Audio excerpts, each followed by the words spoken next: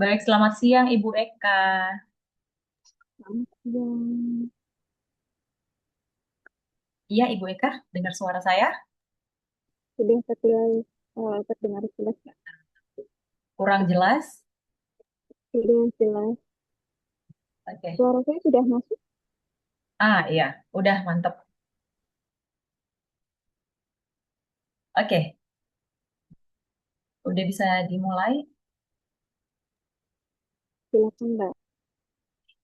Eh, Ibu, ini izin, saya mau mastiin dulu sebelum di-record.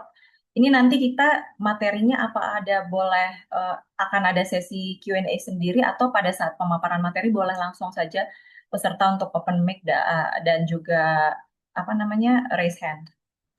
After materi aja, Mbak, karena kalau belum selesai nanti ini terpotong apa namanya Oke, pengetahuan. baik, baik, baik. Oke,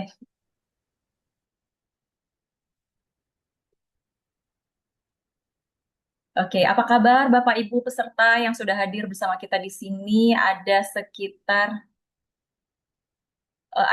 135 peserta dari seluruh Indonesia tentu saja yang sudah hadir. Boleh minta suaranya dulu dong di open mic-nya dulu. Kita mau dengar. Assalamualaikum, selamat Waalaikumsalam. semangat semuanya. Assalamualaikum. Kayaknya semua Assalamualaikum. udah. Kayaknya Jam kalau rawan, dari Pak, jam suaranya rawan harus semangat. benar, tapi dari suaranya tuh kayak udah semangat sekali, udah makan siang sampai kenyang ya Pak ya, Bapak Ibu Betul. ya. Jam Betul. ngantuk. Assalamualaikum. Tetap harus fokus. Baik. Kami tutup Oke. ya suaranya, Mbak. Baik, kita mulai saja. Bismillahirrahmanirrahim. Assalamualaikum warahmatullahi wabarakatuh. Waalaikumsalam warahmatullahi wabarakatuh. Selamat siang. Salam sejahtera. Baik, sebentar. Salam sejahtera. Ada yang sedang bermasalah mungkin.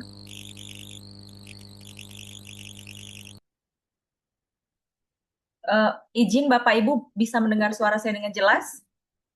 Bisa, Bu. Dengar, dengar. Bisa. Bagus. Jelas, Bu. Oke. Terima kasih. Bismillahirrahmanirrahim. Assalamualaikum warahmatullahi wabarakatuh. Selamat siang, salam sejahtera, shalom, Om Swastiastu, Namo Buddhaya, salam kebajikan, salam finansial. Perkenalkan, saya Ulfa Jalawali yang akan menjadi moderator pada hari kedua di Pekan Webinar Finansial pada hari ini, Selasa, tanggal 25 November 2025. Dan izinkan terlebih dahulu saya menyapa yang kami hormati narasumber kita ada Ibu Eka Wirajuang Durrohmah, SEI MAK, akademisi Universitas Terbuka selaku narasumber kita pada hari kedua hari ini. Selamat siang, Assalamualaikum Ibu Eka. Selamat siang. Waalaikumsalam, Mbak. Salam jumpa. Baik, terima kasih sudah hadir bersama kita di sini, Bu Eka. Tentu saja juga saya menyapa Bapak Ibu peserta webinar Pekan Finansial yang kami banggakan. Apa kabar Bapak Ibu sekalian? Alhamdulillah baik, salam finansial. Alhamdulillah. Salam finansial kayak katanya kayak gini kalau salam finansial nanti. Kita mungkin nanti akan ada foto bersama ya Bapak Ibu. Baik, puji syukur kita patut haturkan kepada Tuhan Yang Maha Esa karena berkat rezeki darinya lah kita bisa berkumpul bersama di ruang virtual ini, diberikan waktu yang luang dalam hari kedua rangkaian kegiatan Pekan Webinar Gratis Pekan Finansial yang diselenggarakan oleh KMP Training Institute dengan tajuk Pengetahuan Dasar Perpajakan. Sebagai apresiasi dan penyemangat di awal acara, Bapak Ibu, saya akan sedikit memberikan kata-kata mutiara dalam pantun yang minta dibalas cakep ya, Bapak Ibu. Izin, boleh ya? Siap. Boleh. Langit Siap. siang tampak cerah membiru. Cakep. Cakep. Siang, habis makan siang tadi. Cakep. Terima kasih Cakep. KMP dan Ibu Eka. Materi pajaknya pasti seru. Yuk Bapak Ibu kencangkan konsentrasi biar ilmu hari ini makin nempel rapi. Cakep. Ya, Cakep. terima Kep, kep, kep, kasih. kep, kep, Cakep kep. banget. Baik, terima kasih. Apa kabar? Tentu saja kita semua doakan semoga kita dalam kondisi terbaik kita di hari ini apapun kondisi cuaca, katanya tadi Bapak ada jam-jam rawan ini karena habis makan siang mungkin sedikit ngantuk, tapi tentu saja fokus kita akan lebih cepat terarah nih karena ini materinya menyangkut kehidupan kita sehari-hari bahkan juga di lingkup kerja kita masing-masing. Baik Bapak Ibu peserta webinar, tentunya kegiatan yang diinisiasi oleh KMP Training ini sangat luar biasa menarik karena secara gratis, cuma-cuma, free dihadirkan beragam materi penting dari tanggal 24 November 2025 kemarin hingga tanggal 27 November 2025 mendatang. Dan hari ini selama kurang lebih 2 jam, kita akan menyimak pemaparan materi dan juga akan ikut berdiskusi soal tema yang dihadirkan terkait pengetahuan dasar perpajakan. Paham soal perpajakan tentu saja penting sekali, bukan pajak, bukan soal urusan negara tentu saja, tapi juga berpengaruh langsung kepada keuangan kita juga sehari-hari dan mengerti dasarnya, kita lebih rapi mengatur finansial, terhindar dari kesalahan, dan juga makin percaya diri dalam memenuhi kewajiban pajak. Di tengah aturan yang terus berubah, belajar langsung dari ahlinya. Hari ini ada Ibu Eka akan membuat kita semakin mudah memahami. Dan lewat kegiatan yang difasilitasi oleh KMP Training Institute ini, kita akan bisa mendapat ilmu yang praktis dan relevan. Jadi ikut kegiatan ini bukan hanya sekadar menambah wawasan, tapi juga investasi pengetahuan agar urusan pajak dan finansial kita makin tertata dan aman. Selain itu, benefit yang dihadirkan atau didapatkan oleh para peserta di webinar Pekan Finansial ini juga ada e-certificate yang akan dibagikan bagi setiap peserta yang telah mengisi presensi di kolom chat yang dibagikan oleh panitia dari tim KMP.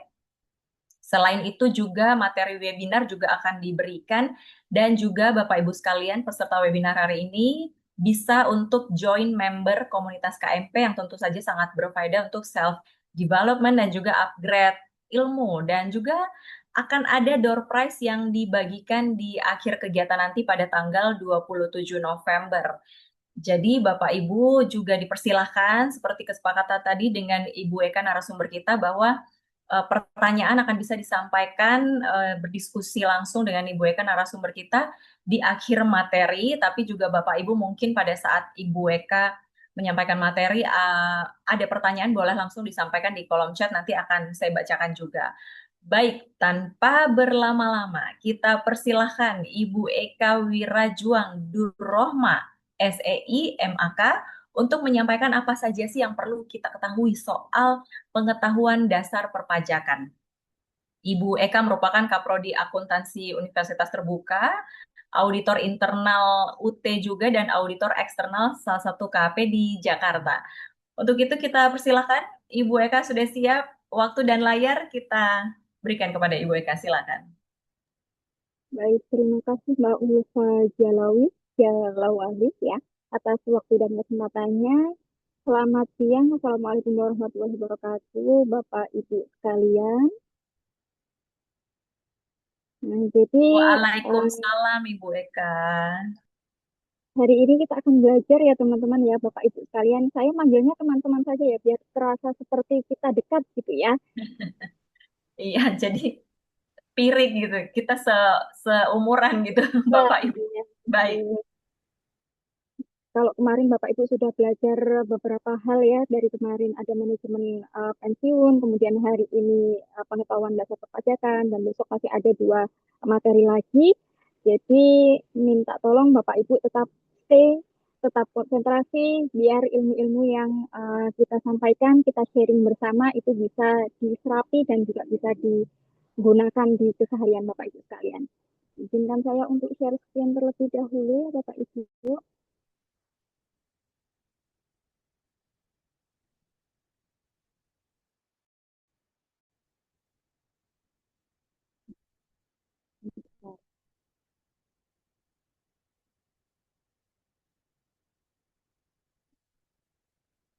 Atau mungkin dari KMP bisa minta tolong karena saya sedang di jalan jadi tidak maksimal untuk Oke, mungkin bisa dibantu dari Mas Teguh, dari Mbak Vera untuk dibantu share screen.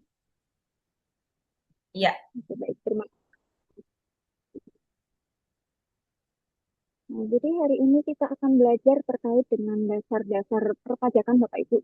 Memang pajak itu adalah sesuatu yang sangat mendasar bagi kita semua warga negara terutama ya. Karena apa, Bapak Ibu, setiap warga negara di negara manapun pasti tidak akan luput dari yang namanya pajak. Mungkin share screen-nya bisa di halaman yang paling pertama terlebih dahulu ya, dasar-dasar perpajakan. Nah, kemudian Bapak Ibu, yang namanya pajak itu merupakan tulang punggung pendanaan negara. Bapak Ibu tahu semuanya kalau melihat berita bahwa di Indonesia pajak itu menjadi salah satu pendanaan atau pendapatan Bapak Ibu. Pajak itu kita gunakan sebagai salah satu pembiayaan untuk infrastruktur, kemudian ada pendidikan, BPJS, kemudian kalau Bapak Ibu ada yang mungkin dari pegawai negeri seperti saya juga gitu ya, itu juga salah satu gajinya itu juga berasal dari pajak gitu ya Bapak Ibu ya. Nah, makanya pajak ini sebenarnya mempunyai kontribusi dan manfaat yang sangat banyak untuk negara kita. Karena negara kita tanpa pajak, pembangunan dari mana gitu ya Bapak Ibu. Selain itu, kita sebagai pribadi, kenapa kok kita perlu belajar pajak? Karena tadi seperti juga sudah disebutkan bahwa pajak itu ketika kita bisa belajar, kita akan bisa mengelola keuangan pribadi kita karena pajak itu akan terkait dengan berapa sih yang harus kita bayarkan setiap tahunnya kepada negara, baik itu pajak daerah ataupun pajak pusat. Kemudian apalagi kalau Bapak Ibu punya bisnis gitu ya. Nah, itu juga nanti akan macam-macam Bapak Ibu. Jadi seperti apa sih kalau seandainya kita punya bisnis, bisnis kita rugi, bayar pajaknya gimana wong rugi gitu kan. Nah, itu juga dipelajari ketika Bapak Ibu apa namanya di pembelajaran pajak. Tetapi karena hari ini kita waktunya terbatas, kita akan pelajari terkait dengan pajak yang PDH 21 atau yang terkait dengan pajak individu terlebih dahulu. Kemudian selain itu, ketika kita menjadi warga negara, tadi saya bilang pajak itu kan merupakan salah satu kewajiban warga negara yang melekat pada setiap warga negara. Kalau itu wajib, berarti ketika kita tidak melakukan atau tidak sesuai dengan undang-undang, itu kita akan dapat sanksi Bapak Ibu. Makanya kita harus patuh terkait dengan perpajakan ini. Nah, kadang kita itu kan sebenarnya bukannya nggak mau patuh, kadang kita tuh nggak tahu gitu ya Bapak Ibu. Makanya kemudian, loh kok kita dapat denda padahal kita nggak tahu. Nah, itu juga denda itu kan nggak melihat apakah Bapak Ibu tahu atau tidak terkait dengan perpajakan itu gitu ya. Tetapi apakah Bapak Ibu itu patuh atau tidak gitu.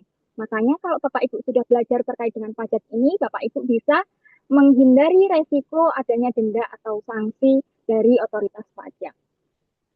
Nah, definisi pajak itu sendiri apa Bapak Ibu? Jadi yang pertama, pajak itu merupakan kontribusi wajib ya Bapak Ibu ya. Jadi setiap warga negara atau setiap badan hukum yang ada di Indonesia itu wajib berkontribusi kepada negara. Dan pajak itu dibayarkan baik itu oleh individu atau organisasi atau badan tadi ya Bapak Ibu ya. Jadi tidak hanya dikaitkan setiap individu, tapi badan atau mungkin entitas itu juga wajib membayar pajak. Dan sifatnya memaksa Bapak Ibu. Sifat memaksa ini itu diatur dalam undang-undang berdasarkan hukum kita. Jadi negara memiliki hak untuk memungut pajak dari warganya. Kemudian yang namanya pajak itu imbalannya tidak langsung ya Bapak Ibu. Jadi kalau kita kalau mau membeli sesuatu, contohnya ya, kalau kita mau membeli barang atau membeli jasa, kan kita dapat nih langsung imbalannya. Tapi kalau pajak itu kita bayar pajak belum tentu secara langsung kita dapat imbalannya. Tapi imbalannya yang bisa kita rasakan, contohnya jalan raya, kemudian ada rumah sakit daerah, kemudian ada pelayanan-pelayanan di masyarakat gitu ya, ada BPJS untuk orang-orang tertentu dan lain sebagainya. Itu merupakan imbalan tidak langsung dari pajak. Kemudian pajak itu digunakan untuk keperluan negara Bapak Ibu. Jadi pajak itu bisa digunakan untuk pelayanan publik tadi dan juga untuk kemakmuran rakyat. Termasuk kalau seandainya ada kementerian atau ada instansi yang sedang punya program tertentu atau kemarin bansos saat COVID dan sebagainya. Nah, itu mereka akan menggunakan anggarannya salah satunya dari pajak. Next slide. Boleh minta tolong next slide-nya. Fungsi pajak. Baik, Mbak Vera, Mas Teguh. Izin next slide-nya.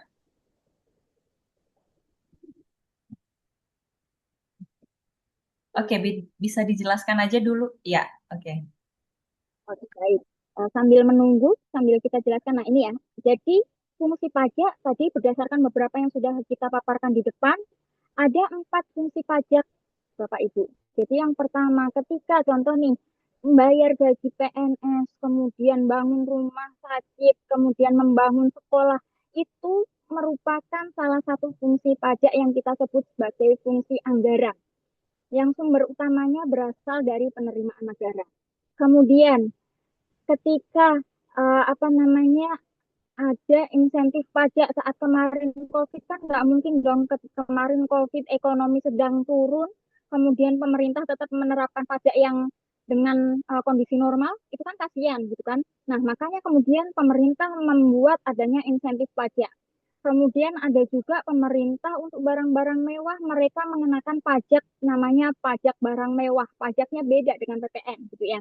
Nah, ini apa? Yaitu pemerintah mengatur atau memberikan regulasi menggunakan pajak terkait dengan apa yang terjadi di dalam ekonomi di Indonesia. Itu juga salah satu fungsi dari pajak atau kita kadang sebut sebagai regulasi untuk kebijakan fiskal gitu. Kemudian, nah, stabilitas ekonomi itu juga bisa kita jaga dengan adanya pajak. Contoh, saat adanya inflasi nih, uang banyak beredar di masyarakat, makanya pemerintah kan harus mengurangi uang yang beredar. Salah satunya bisa dengan cara menaikkan pajak. Atau mungkin kalau seandainya ada deflasi gitu ya, atau mata uang di negara tersebut itu sedang deflasi. Nah, itu pemerintah bisa menurunkan pajak. Nah, itu adalah salah satu fungsi pajak dalam menjaga stabilitas ekonomi. Kemudian ada fungsi yang terakhir yang sering kita jumpai atau yang sering kita rasakan adalah terkait dengan fungsi redistribusi pendapatan atau distribusi pendapatan dari orang-orang yang membayar pajak kepada masyarakat yang kurang mampu. Contohnya ada subsidi, bantuan sosial, dan lain sebagainya. Nah, di sini terkait dengan redistribusi pendapatan ini ada jokes. Dulu saya pernah saat waktu belajar brevet pajak, ada dosen brevet saya yang bilang gini, coba kita pikirkan, apakah kita ingin menjadi orang yang berpendapatan rendah tapi nggak apa-apa bayar pajak rendah, atau kita punya pendapatan tinggi tapi bayar pajak tinggi.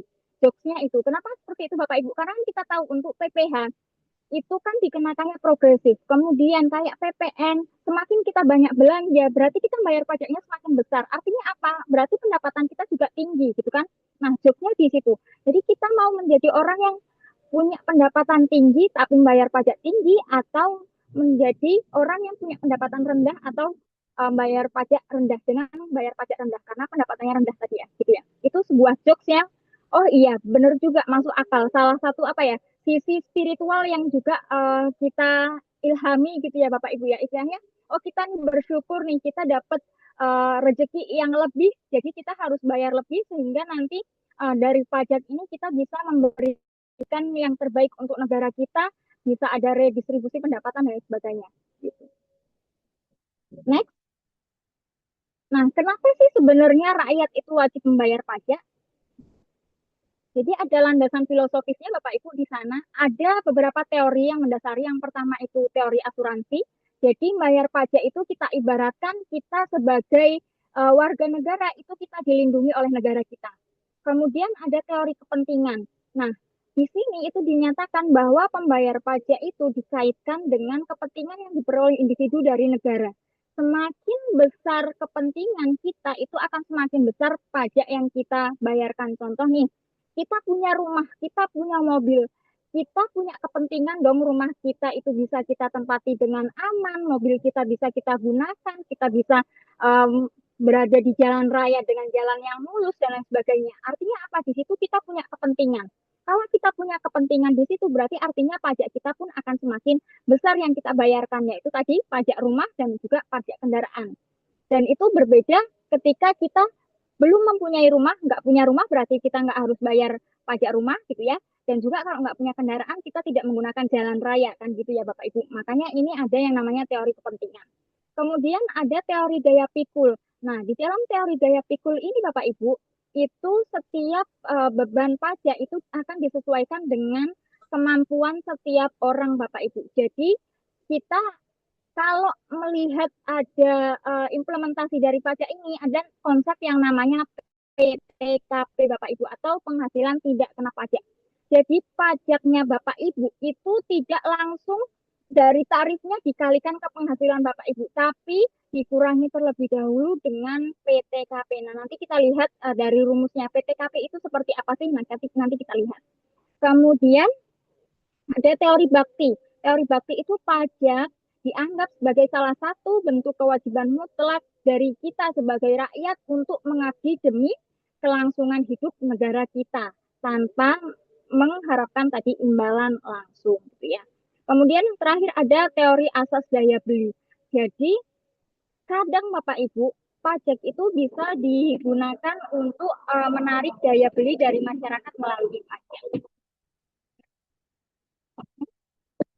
Izin sambil off cam ya Bapak Ibu karena saya sedang di perjalanan. Oke, yang selanjutnya kita masuk ke asas-asas pemungutan Bapak Ibu. Jadi di negara kita itu awalnya asas pemungutan itu kita mengikuti asas yang ada dari ekonom dunia Bapak Ibu, yaitu asas dari Adam Smith atau Bapak Ekonom kita. Ada 4 asas dari Adam Smith, yaitu asas keadilan, kemudian asas kepastian, asas kenyamanan, dan juga asas efisiensi. Nah, nextnya, sehingga asas pengenaan pajak di Indonesia itu kemudian muncul nih dari bapak-bapak ekonom kita. Ada 3 asas yang kita gunakan di Indonesia. Yaitu yang pertama, ada asas domisili Bapak Ibu. Jadi di dalam asas domisili, negara itu berhak mengenakan pajak atas seluruh penghasilan wajib pajak, baik itu yang bertempat tinggal di Indonesia atau yang di luar negeri. Jadi kalau ada WNI yang bekerja di luar negeri, itu juga akan dikenakan pajak di Indonesia. Kemudian asas sumber. Asas sumber itu menyatakan bahwa negara berhak mengenakan pajak atas semua penghasilan yang bersumber dari wilayahnya tanpa memandang dia tinggalnya di mana. Contoh, baik itu WNI ataupun WNA itu kalau dia memiliki sumber penghasilan yang dari Indonesia, kan banyak ya kita lihat kayak multinasional company, banyak orang-orang luar negeri yang kemudian bekerja di kita gitu ya di Indonesia, mendapatkan penghasilan dari Indonesia. Itu mereka akan dikenakan pajak dari Indonesia Bapak Ibu. Kemudian ada asas kebangsaan. Nah, di dalam asas kebangsaan ini itu pajak akan didasarkan pada status kewarganegaraan seseorang. Berarti kan di sini nanti ada pertanyaan ini. Kalau seandainya nih ada kita sebagai WNI kita bekerja di luar negeri gitu ya Bapak Ibu ya. Kan kita kalau berdasarkan akses ini berarti dari Indonesia sendiri kita sudah dikenakan pajak. Gimana kalau seandainya kita juga dikenakan pajak di negara orang gitu ya Bapak Ibu? Nah, ini kita nanti biasanya akan belajar di namanya pajak internasional Bapak Ibu. Kita mengenal namanya tax treaty atau ada perjanjian berganda antar negara, pajak berganda antar negara. Jadi contoh Indonesia nanti dia itu kan dengan Singapura contohnya ya. Jadi negara kita dengan negara Singapura mereka akan membicarakan bersama ketika ada WNI-nya kita yang bekerja di sana atau WNA-nya dari Singapura yang bekerja di Indonesia itu bagaimana perpajakannya biar orang tersebut itu tidak dikenakan pajak 2 kali atau berganda. Jadi entah itu dikenakannya di Indonesia atau dikenakannya di negara tersebut. Itu berdasarkan tadi tax treaty antar negara itu beda-beda acuannya. Next. Boleh minta tolong next untuk materinya. Next lagi.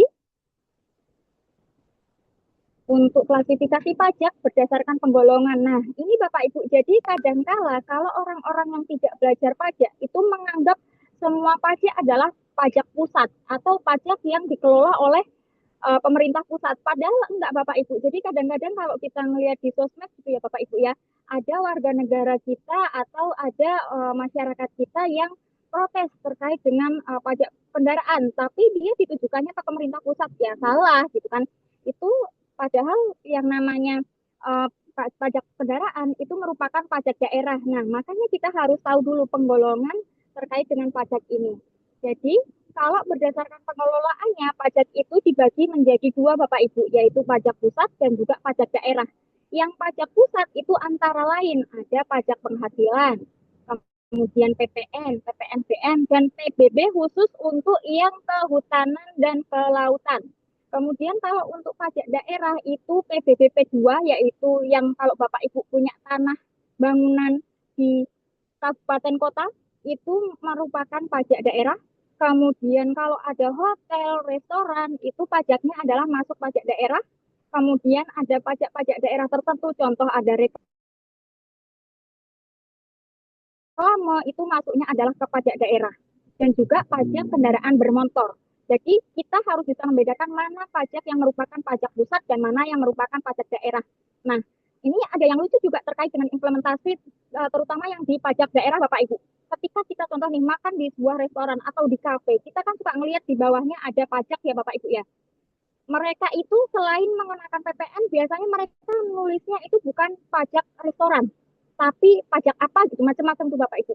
Dan itu padahal sebenarnya bukan itu yang dikenakan, maksudnya adalah pajak restoran ini Bapak Ibu. Dan ini juga ada yang lucu juga sebenarnya. Kita kan kadang melihat dari dua sisi, itu dikenakannya berbeda dengan PPN. Kalau PPN itu yang dikenakan adalah si konsumen terakhir. Tapi kalau pajak hotel atau restoran sebenarnya yang dikenakan adalah si pemilik restoran atau hotel. Si pemilik hotel atau restoran itu seringkali tidak mau rugi, akhirnya itu dialihkan di konsumen. Makanya yang dikenakan biasanya ke konsumen. Nah, ini yang implementasi terkait dengan pajak hotel dan restoran ini yang masih harus kita cermati bersama, dan untuk saat ini belum ada dari DJP yang sampai ke sana untuk kepatuhan apakah ini dikenakan ke konsumen atau ke pemilik hotel atau restoran. Nah, kemudian next,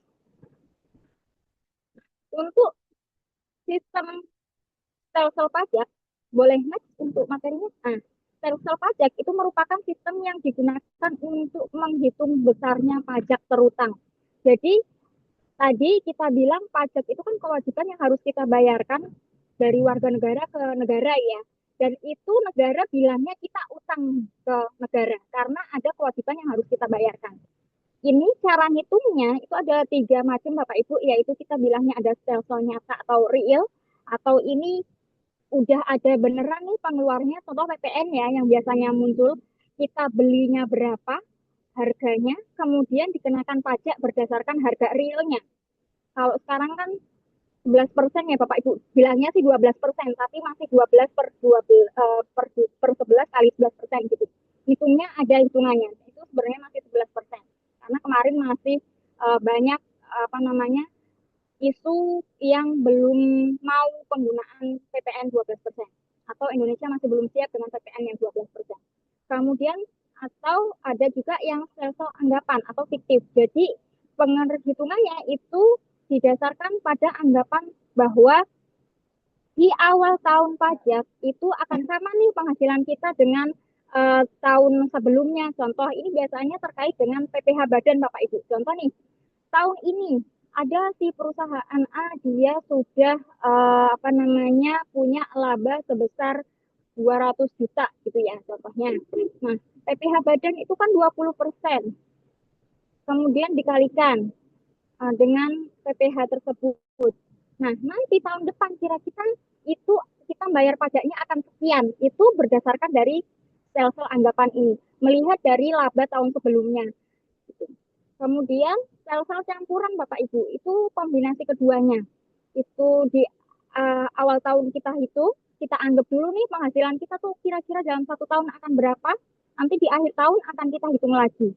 Itu biasanya terkait dengan PPh 21. Jadi makanya nanti kalau Bapak Ibu sebelum lapor pajak di akhir tahun, di tahun depan itu ya di Maret gitu, itu kan biasanya Bapak Ibu akan menghitung lagi nih, padahal kan setiap bulan sudah bayar pajak, terutama yang pegawai ya, sudah bayar pajak, sudah dapat bukti potong, tapi Bapak Ibu harus menghitung lagi kira-kira dalam 1 tahun ini tuh penghasilan saya berapa, apakah yang sudah saya bayarkan itu sudah sesuai atau justru kurang. Nah ini kita sebut sebagai sel-sel campuran. Jadi kalau seandainya kurang, Bapak Ibu bayar lagi. Kalau seandainya kelebihan, Bapak Ibu bisa memintakan retribusi untuk pajaknya Bapak Ibu kembali.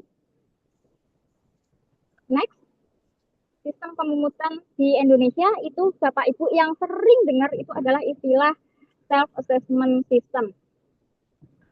Yaitu apa? Kita sebagai wajib pajak itu harus aktif dari menghitung sendiri pajak kita, kemudian bayar sendiri pajak kita, dan juga lapor sendiri pajak kita.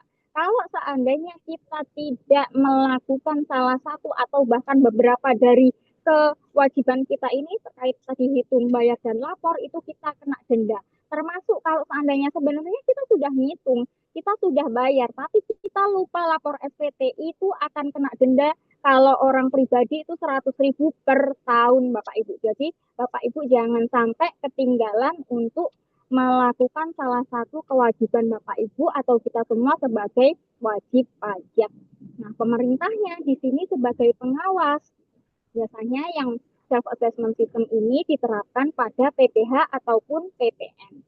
Kemudian ada official assessment system. Jadi di dalam official assessment system ini, kewenangan penentuan pajaknya itu ada pada Fiskus atau aparat pajaknya. Contohnya itu pada PBB. Contoh kan biasanya Bapak Ibu akan mendapatkan kayak selembar kertas yang menyatakan kalau PBB berapa sih pajaknya Bapak Ibu yang harus Bapak Ibu bayarkan. Nah, itulah official assessment system. Jadi kita sebagai wajib pajak itu bersifat pasif, hanya menunggu dari Fiskus memberikan lembar itu tadi, kemudian kita bayarkan. Kemudian ada yang namanya withholding system atau pemotongan dan juga pemungutan. Nah, di sini di dalam withholding system itu pajak dihitung oleh pihak ketiga, bukan kita sebagai wajib pajak dan juga bukan dari Fiskus atau aparat pajaknya, tapi pihak ketiga, baik itu dari bendahara, pemberi kerja, dan sebagainya. Contohnya, kalau seandainya kita bekerja sebagai pegawai, kita kan nanti dipotong nih oleh bendahara atau pemberi kerja kita, gitu kan? Pajak kita itu yang disebut sebagai withholding system. Next. Nah, jadi tadi untuk withholding system itu karena kita dipotong atau dipungut pajak kita oleh orang lain atau bukan dari Fiskusnya, itu Bapak Ibu jangan lupa minta yang namanya bukti potong. Karena kalau Bapak Ibu enggak pakai bukti potong, buktinya mana kalau Bapak Ibu memang sudah membayar pajak gitu ya saat lapor SPT. Dan untuk PPH yang ada pemotongan atau pemungutannya atau yang sistemnya menggunakan withholding tax ini ada beberapa, yaitu PPH 21 atas penghasilan pribadi, kemudian PPH 23 di sana kalau Bapak Ibu punya dividen, bunga, royalti, sewa, dan sebagainya, itu yang motong harusnya adalah yang punya. Ya. Kemudian PPH pasal 26, kemudian PPH pasal 22 dan juga PPH final pasal 4 ayat 2. Jadi ada beberapa PPH kategori yang dia masuk bisa menggunakan withholding tax. Dan semua ini jangan lupa semuanya Bapak Ibu harus tetap meminta bukti potong, karena kalau enggak nanti Bapak Ibu tetap ditagih oleh pajak untuk dibayarkan pajaknya. Next. Nah, sekarang kita masuk ke PPH 21 Bapak Ibu. Jadi ini yang biasanya akan melekat dan sangat dekat dengan kita semua, yaitu pajak PPH 21. PPH 21 itu merupakan pajak penghasilan yang berhubungan dengan pekerjaan, jasa, ataupun juga kegiatan yang diterima atau diperoleh wajib pajak orang pribadi dalam negeri. Nah, jadi ini untuk khusus yang dalam negeri atau yang WNI ya Bapak Ibu, ya yang dia ada di dalam negeri. Dasar hukumnya sekarang sudah menggunakan Undang-Undang HPT, kemudian ada TER juga ya sekarang yang tarif efektif rata-rata nanti kita belajar juga TER itu baru Bapak Ibu. Jadi kalau dulu kita menghitung pajak PPh 21 itu manual, kemudian apa namanya, kadang kan orang bingung ya kalau nggak belajar sungguh-sungguh itu seperti apa tarifnya, apa saja yang bisa mengurangi pajak kita dan sebagainya.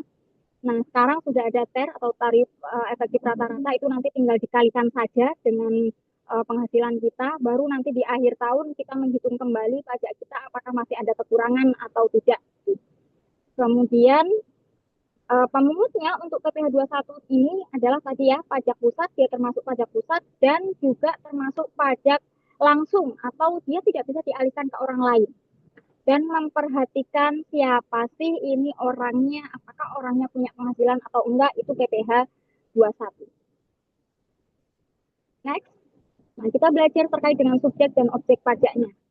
Siapa sih yang terkena PPh 21 atau yang wajib membayar PPh 21, yaitu setiap orang yang memiliki penghasilan dari manapun penghasilannya, itu disebut subjek pajak PPh 21. Contohnya ada pegawai tetap, pegawai tidak tetap, pensiunan, bukan pegawai, anggota dewan. Kemudian kalau seandainya kita bekerja harian, itu juga masuk sebagai subjek pajak PPh 21. Kemudian untuk objeknya itu apa, Bapak Ibu? Jadi objeknya adalah pendapatan. Jadi adanya pendapatan dari manapun itu disebut sebagai objek PPh 21. Jadi di dalam undang-undang itu dia nggak akan melihat tuh penghasilan yang kita dapatkan dari mana, baik itu dari usaha, dari kita bekerja, dari tanah warisan, dari itu uang pensiun dan lain sebagainya, itu kena PPh 21 Bapak Ibu. Makanya di sini contohnya ada beberapa. Nah, kayak kalau kita seandainya dapat fasilitas dari kantor, dapat mobil dinas, kemudian dapat THR, dapat BPJS, kemudian dapat kecuali BPJS ya Bapak Ibu. BPJS itu dikecualikan. Kalau seandainya Bapak Ibu dapat insurance health selain BPJS, itu juga merupakan tambahan atau dalam istilah pajak itu kita sebut sebagai natura dan kenikmatan yang atau fasilitas yang diberikan kepada pegawai yang itu harus dikenakan PPh 21. Jadi ada banyak hal dari objek PPh 21 ini yang dikenakan. Makanya kalau seandainya nih Bapak Ibu terutama yang bekerja di pemerintahan ataupun di swasta gitu ya, di satu tempat. Nah, ternyata Bapak Ibu punya penghasilan di luar itu. Mungkin Bapak Ibu kayak ini mengisi seminar, kemudian diundang menjadi apa di luar mendapatkan penghasilan. Nah, itu nanti harus dihitung Bapak Ibu pajaknya di akhir tahun dan dilaporkan. Jadi biasanya kan kalau ini ada seminar, Bapak Ibu dapat fee gitu ya, itu kan pajaknya sudah dihitung. Jangan lupa bukti setornya diminta. Karena kalau untuk dari kantor saja itu baru untuk yang rutinan kita Bapak Ibu atau yang gaji rutin kita terima, itu PPh 21. Next. Nah, kita belajar yang regulasi baru ini yang terkait dengan tarif efektif rata-rata Bapak Ibu. Jadi kalau dulu itu kan kita ngitung masing-masing ya Bapak Ibu ya, contoh penghasilan kita dalam setahun berapa, kemudian dikurangi biaya jabatan, dikurangi PTKP, kemudian kita tahu pendapatan neto kita berapa, kemudian baru dikali tarif dan lain sebagainya. Itu kan panjang. Untuk memudahkan kita atau bagi orang-orang yang terutama yang awam dalam menghitung pajaknya, makanya pemerintah mengeluarkan regulasi namanya TER atau tarif efektif rata-rata. Di dalam TER ini Bapak Ibu nanti boleh cari ya di dalam PP 58 tahun 2023 dan PMK 168 tahun 2023, di sana bahkan sampai kalau penghasilan kita berapa setiap bulannya itu berapa persen terkenanya. Kalau seandainya setiap tahun itu berapa persen terkenanya, itu di sana ada. Jadi kita tinggal mengalihkan saja di setiap bulannya gitu. Itu untuk memudahkan kita sebagai wajib pajak terutama yang awam, makanya dikeluarkan ada tarif efektif rata-rata ini. Dan ini akan digunakan sebagai kemudahan kita dalam menghitung pajak bulanan kita untuk yang Januari sampai dengan November. Kalau untuk yang Desember itu nanti baru kita menghitung ulang semuanya apakah pajak yang kita bayarkan itu sudah semuanya atau masih ada yang kurang. Selanjutnya, next, itu terkait dengan tadi kita bilang komponen perhitungan pegawai tetap. Kalau pegawai tetap boleh dilihat ya Bapak Ibu. Jadi prosesnya untuk kita menghitung berapa sih sebenarnya pajak yang kita bayarkan atau yang harus kita bayarkan Bapak Ibu.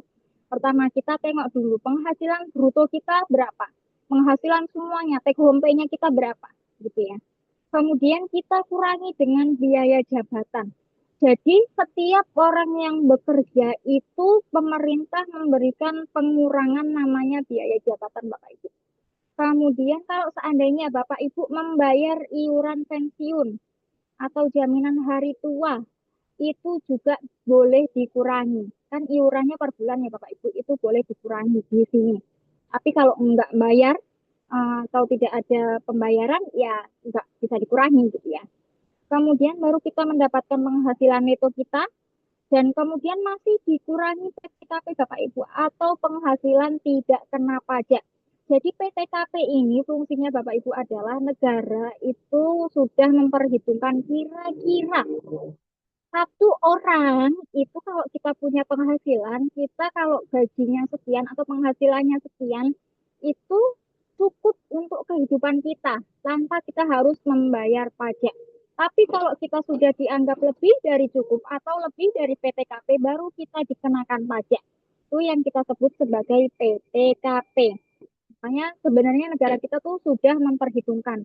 Dan PTKP kita di Indonesia untuk saat ini adalah 54 juta per setahun, penghasilan dalam 1 tahun untuk yang TK0 atau untuk menghitung yang kalau kita sendirian tanpa tanggungan. Tapi kalau ada tanggungannya nanti ada hitungannya lagi. Kemudian kalau sudah dikurangi tadi berbagai-bagai ya, dari mulai biaya jabatan, dikurangi iuran pensiun, kemudian kita kurangi PTKP, baru kita lihat itulah penghasilan kita yang dikenakan pajak.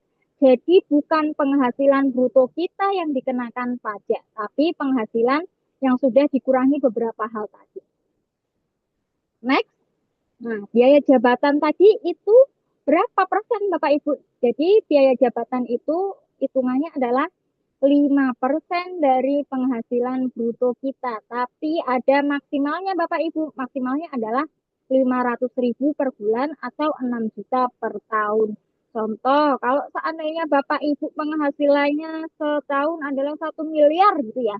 Kalau dikalikan 5% untuk biaya jabatan kan pasti lebih dari 6 juta per tahun ya Bapak Ibu ya, atau 500.000 per bulan. Nah, itu yang dapat dikurangkan hanya maksimal 500.000 per bulan atau 6 juta per tahun.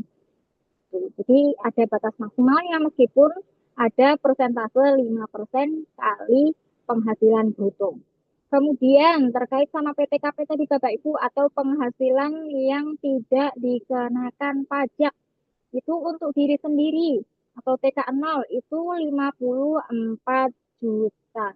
Kalau seandainya suami istri kan sekarang kan untuk perpajakan itu filsafahnya atau semangatnya saat ini adalah ketika ada suami istri itu penghasilannya atau perpajakannya digabungkan.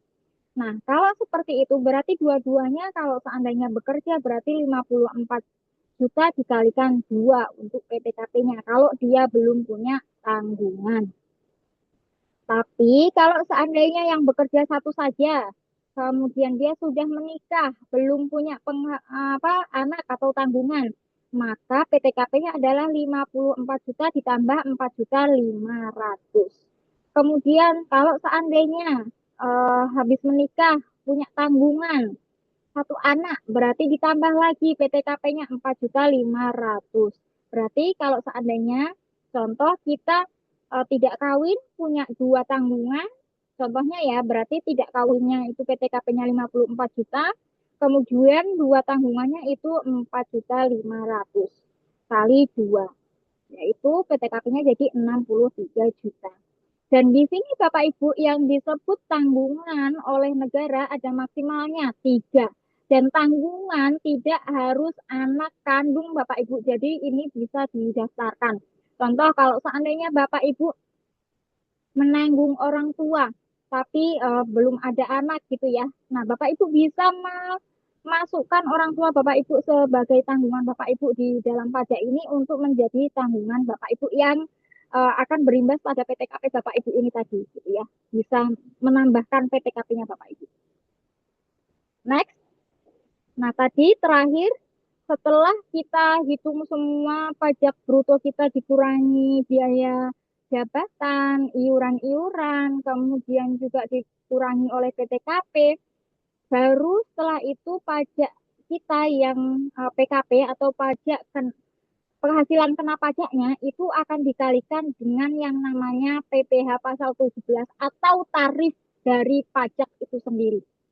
Nah, tarifnya Bapak Ibu kalau seandainya punya NPWP itu kita lihat bracketnya yang di bagian tarif memiliki NPWP ini mulai dari 5% sampai dengan 35% itu yang disebut sebagai tarif progresif.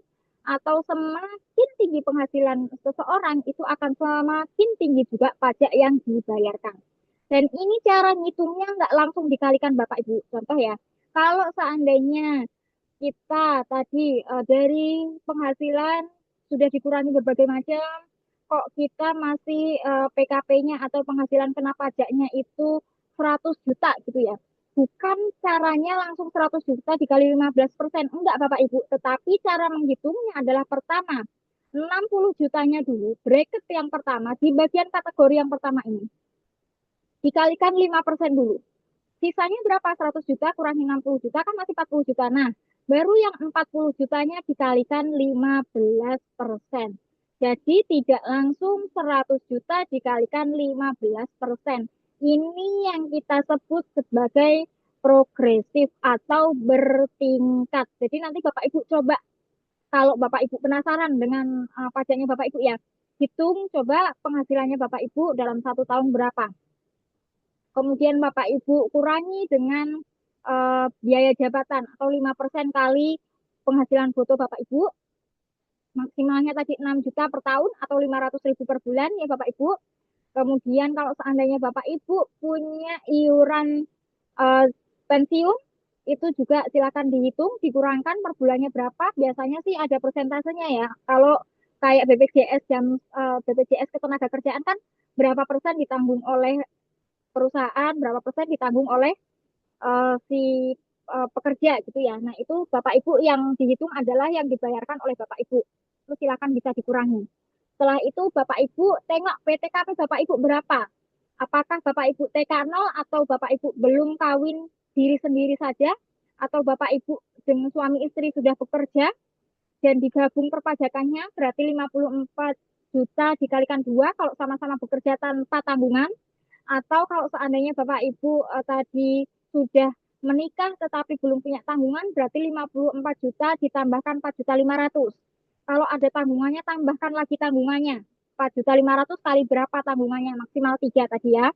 Nah, itu setelah itu Bapak Ibu kurangkan, sudah ketemu penghasilan kena pajaknya, silakan baru dikalikan dengan tarif progresifnya. Gitu. Nanti Bapak Ibu bisa dicoba sendiri. Nah, next. Karena tadi kita sudah ada aturan yang namanya TER, Bapak Ibu, atau tarif efektif rata-rata. Kalau yang dulunya itu kita hitung adalah yang tadi panjang banget, Bapak Ibu, sampai dengan tarif progresif baru dibagi 12 per bulannya berapa. Sekarang kan pakai TER. Nah, kalau TER caranya begini. Yang di bulan Januari sampai dengan November, itu rumusnya adalah pajaknya Bapak Ibu, hitungnya penghasilan bruto sebulannya Bapak Ibu berapa dikalikan dengan tarif efektif rata-rata bulanannya Bapak Ibu. Tarifnya berapa ada di dalam PMK-nya. Bapak Ibu bisa lihat tergantung dari stratifikasi gaji atau penghasilannya Bapak Ibu sekalian. Kemudian di akhir tahun Bapak Ibu nanti akan menghitung dengan rumus tahunan yang panjang tadi Bapak Ibu, dari penghasilan bruto setahun, kemudian dikurangi biaya jabatan, dikurangi pensiun, dan juga dikurangi PTKP, baru dikalikan dengan tarif pasal 17 yang tarif progresif tadi. Kalau sudah ketahuan yang Desember itu tadi, atau yang di akhir tahun, dikurangilah dengan pajak-pajak yang sebelumnya Bapak Ibu hitung atau yang sudah dibayar di bulan Januari sampai November. Nah, biasanya di sana akan ketahuan apakah masih ada kurang bayar pajak atau tidak. Gitu. Kalau seandainya masih ada kurang bayar pajak, Bapak Ibu silakan bisa dibayarkan pajaknya yang kurang gitu. Nah, biasanya Bapak Ibu, ketika Bapak Ibu itu menggunakan, terutama yang suami istri ya, menggunakan pajak penghasilan yang pajaknya pisah harta, itu pajaknya kalau dihitung sebenarnya akan menjadi lebih besar daripada Bapak Ibu digabung pajaknya. Kadang-kadang kalau orang itu suka males ya Bapak Ibu ya. Ngapain sih harus digabung, kan ribet karena tempat kerjanya masing-masing gitu kan. Ada yang mikirnya kayak gitu. Padahal Bapak Ibu ketika uh, perpajakan itu melihatnya ketika ada suami istri itu adalah satu entitas Bapak Ibu. Makanya ketika pajaknya tidak digabung itu kemudian bisa menghasilkan pajaknya jadi lebih tinggi daripada ketika pajaknya itu digabung. Nah, makanya sekarang apalagi kalau Bapak Ibu dengar ada Cortex atau aplikasi pajak Cortex, ini juga nanti untuk orang pribadi juga menggunakan Cortex Bapak Ibu. Itu di sana untuk suami istri wajib digabung. Jadi kalau seandainya Bapak Ibu saat ini ada yang suami istri pajaknya masih belum digabung, silakan segera dilaporkan untuk digabung. Gitu ya. Next. Kita masuk ke hak dan kewajiban pemotong pajak atau perusahaan. Kalau seandainya Bapak Ibu di sini ada yang sebagai pemberi kerja atau ada yang sebagai bendahara.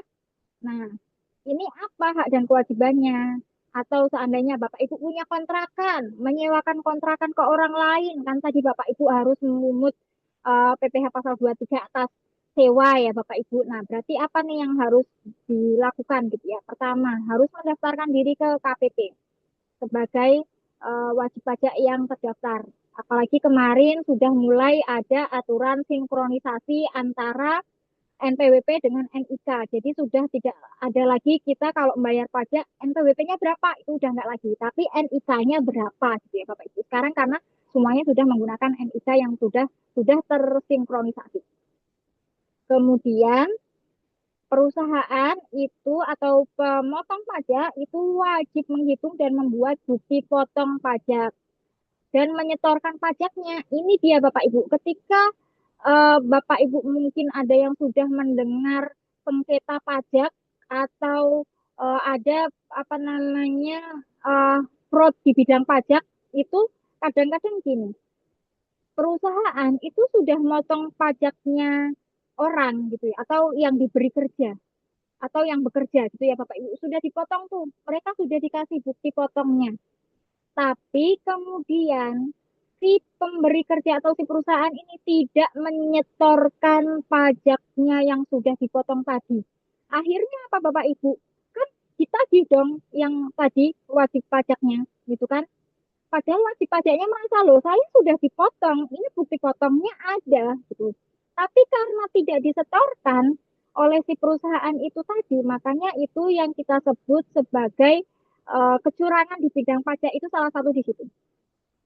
Nah, makanya kemudian muncullah ada ide yang namanya Cortex, Bapak Ibu. Cortex itu sudah mensinkronisasi kalau seandainya kita punya penghasilan dari perusahaan A, B, C, D atau dari mana gitu ya kan nanti si pemberi kerja itu atau si yang memberikan kita penghasilan itu harus motong pajak kita dan juga harus menyetorkan pajak kita dan melaporkan pajak kita. Kemudian di kita itu nanti sudah sinkron Bapak Ibu. Nah, di kita juga akan kayak mengkonfirmasi juga kan. Kita sudah punya bukti potong ini. Nah, nanti kan kita masukin itu di dalam korteksnya kita.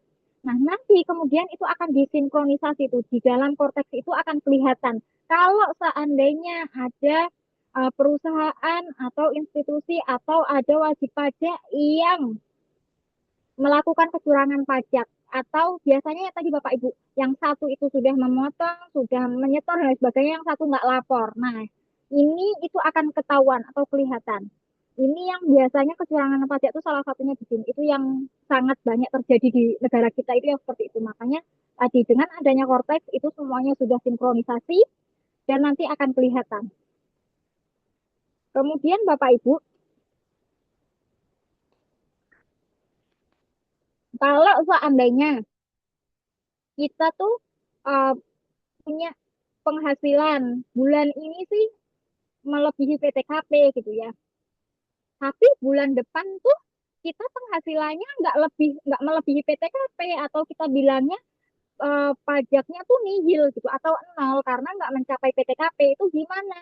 Ya kita memang nggak perlu bayar pajak karena nihil, tetapi kita tetap harus lapor gitu ya Bapak Ibu ya. Karena kalau kita nggak lapor, apalagi tadi ada salah satu asas pajaknya kita adalah melihat penghasilan kita itu dianggap sama dengan penghasilan sebelumnya, nanti pikirannya kita nggak bayar pajak, negara nggak tahu kalau penghasilan kita saat ini tuh lagi tidak melebihi PTKP atau nihil gitu ya. Itu kita tetap harus lapor. Kemudian kalau seandainya si pemberi kerja atau si perusahaan ini sudah motong pajak kita nih tiap bulan, tapi ternyata waktu dihitung di akhir tahun yang tadi pajak semuanya sudah dihitung, kok kelebihan, ya wajib dikembalikan kelebihan potongannya. Next. Nah, selanjutnya hak dan kewajiban untuk pihak yang dipotong atau kita sebagai pegawainya atau orang yang dapat penghasilannya gitu ya. Pertama, kita punya hak untuk mendapatkan bukti potong. PPh 21 itu untuk penghasilan wajib pajak orang pribadi dalam negeri atau WNI. Kalau yang PPh 26 itu untuk WNA Bapak Ibu. Kemudian jumlah PPh 21 yang dipotong itu adalah kredit pajak. Bisa dikreditkan atau bisa menjadi pengurang pajak yang terhutang ke kita. Kemudian kalau seandainya kita pajaknya yang dipotong itu sudah lebih-lebih, pas dihitung lagi itu kita punya hak untuk pengembalian kelebihan potongan pajak di akhir tahun. Kewajiban kita apa kalau kita sebagai pegawai gitu ya? Kita harus melaporkan seluruh penghasilan yang kita terima, baik itu yang bersifat final atau tidak final. Bersifat final itu maksudnya contoh kita punya penghasilan sekian, itu langsung dikenakan pajak sekian, dah selesai. Tapi kalau penghasilan tidak final adalah kita punya penghasilan sekian, kita bayar pajaknya, nanti di akhir tahun kita hitung lagi, oh ternyata masih ada kekurangan, nah itu namanya tidak final. Nah ini ada bisa dipelajari lagi Bapak Ibu. Jadi ada pajak-pajak yang dia masuk ke dalam kategori pajak final dan ada yang masuk ke dalam kategori pajak tidak final. Kemudian Bapak Ibu tadi harus lapor ya semuanya ke dalam SPT tahunan kita semua nanti di bulan Maret untuk yang PPh orang pribadi. Tapi karena sekarang sudah ada Kortex, nah Bapak Ibu sudah bisa mulai dari sekarang untuk mengaktifkan Korteksnya. Kalau Bapak Ibu kemarin sudah menggunakan DJP online ya sebelumnya, itu kan kita lapornya dari sana. Ada email kita juga yang masuk ke sana atau yang terdaftar di dalam DJP online. Nah, itu Bapak Ibu, kemarin DJP sudah mengirimkan pesan kepada kita semua atau wajib pajak untuk mengaktifkan Korteksnya. Itu jadi Korteks tidak hanya untuk perusahaan atau badan, tetapi juga untuk orang pribadi. Boleh next? Nah, ini ya Bapak Ibu. Jadi kalau kita lihat di berita-berita, memang Korteks ini adalah sebuah sistem yang mungkin belum sepenuhnya sempurna Bapak Ibu. Masih banyak perdebatan, masih banyak hal-hal yang belum implicable sesuai dengan ide awalnya gitu ya Bapak Ibu. Namanya juga sistem, jadi dia masih harus terus diperbaiki. Tetapi ide awalnya itu sudah bagus Bapak Ibu. Tadi adalah ide awalnya dari Kortex itu untuk mensinkronisasi semuanya Bapak Ibu. Jadi tidak ada lagi penggelapan pajak dan lain sebagainya. Itu dari adanya Kortex. Dan kita sudah tidak manual lagi.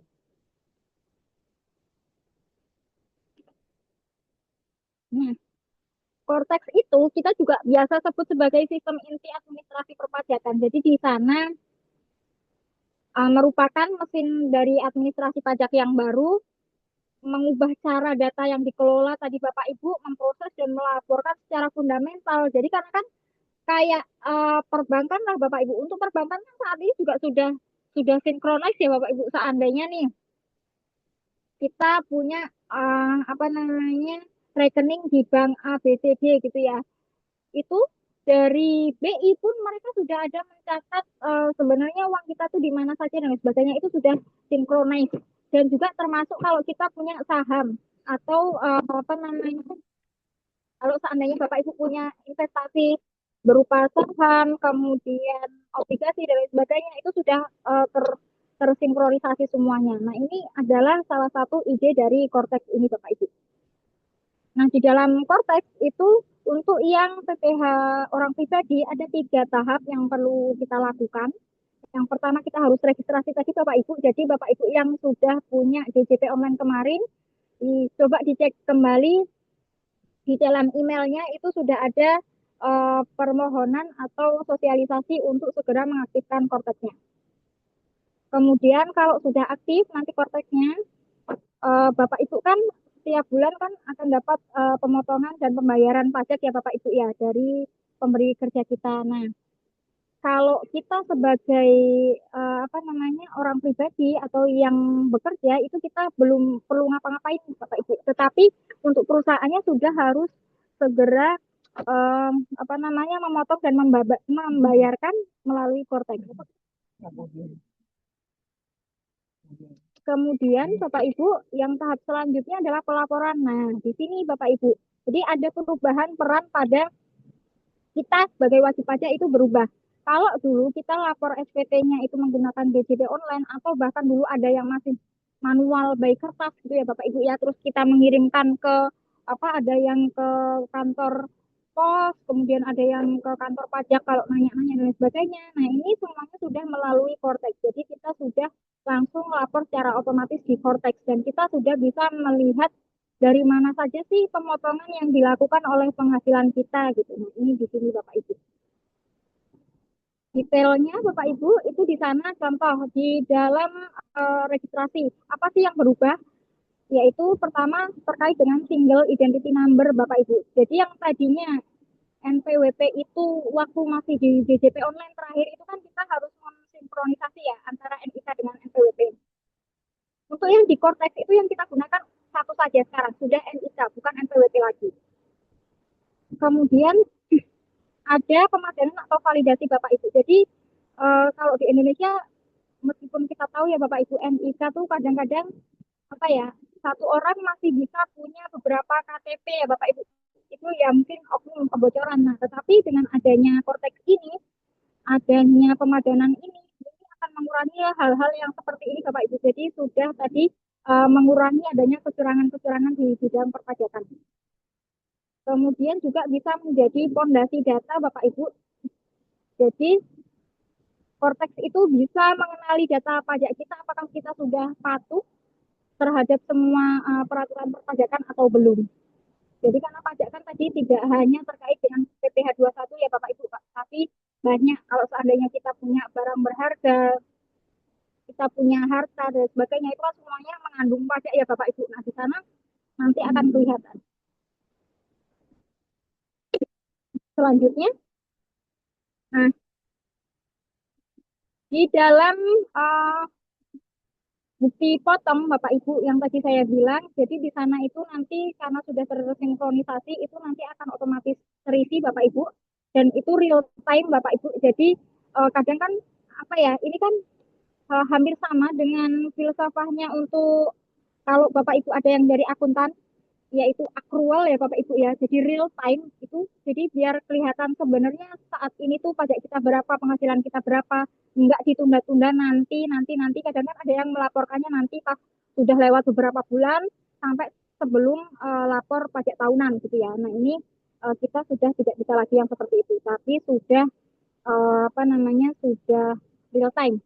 Kemudian peran kita sebagai wajib pajak juga sudah bergeser Bapak Ibu. Yang tadinya kita harus ngentri satu-satu penghasilan kita sekian.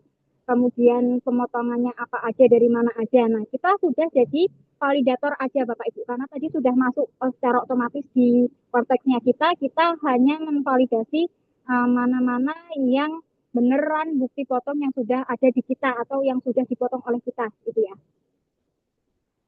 Jadi tugas kita tinggal tadi memeriksa, memvalidasi, dan juga mengkonfirmasi data yang sudah disajikan di dalam sistem kita.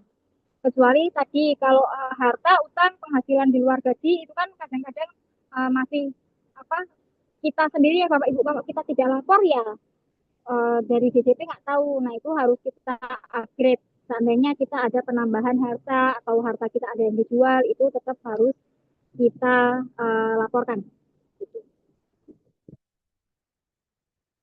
Kemudian Bapak Ibu, di dalam input dari pihak ketiga, contoh nih, perusahaan atau sebuah instansi kalau seandainya dia mau memotong PPh satu itu juga ngitungnya nggak usah manual lagi Bapak Ibu, tapi secara otomatis akan muncul di dalam korteksnya. Jadi udah ketahuan nih kira-kira kalau seandainya nih penghasilan brutonya sekian itu terkena pajaknya sekian, ya itu sudah kelihatan Bapak Ibu. Jadi sudah tidak ada lagi alasan salah menghitung pajak, itu dari korteks ini sudah kelihatan gitu Bapak Ibu. Jadi untuk materi kita di siang hari ini cukup, saya kembalikan untuk sesi Q&A. Baik, terima kasih Ibu Eka untuk materi terkait pengetahuan dasar tentang perpajakan. Ibu Eka boleh minta tolong untuk diaktifkan kameranya? Oke, kembali lagi.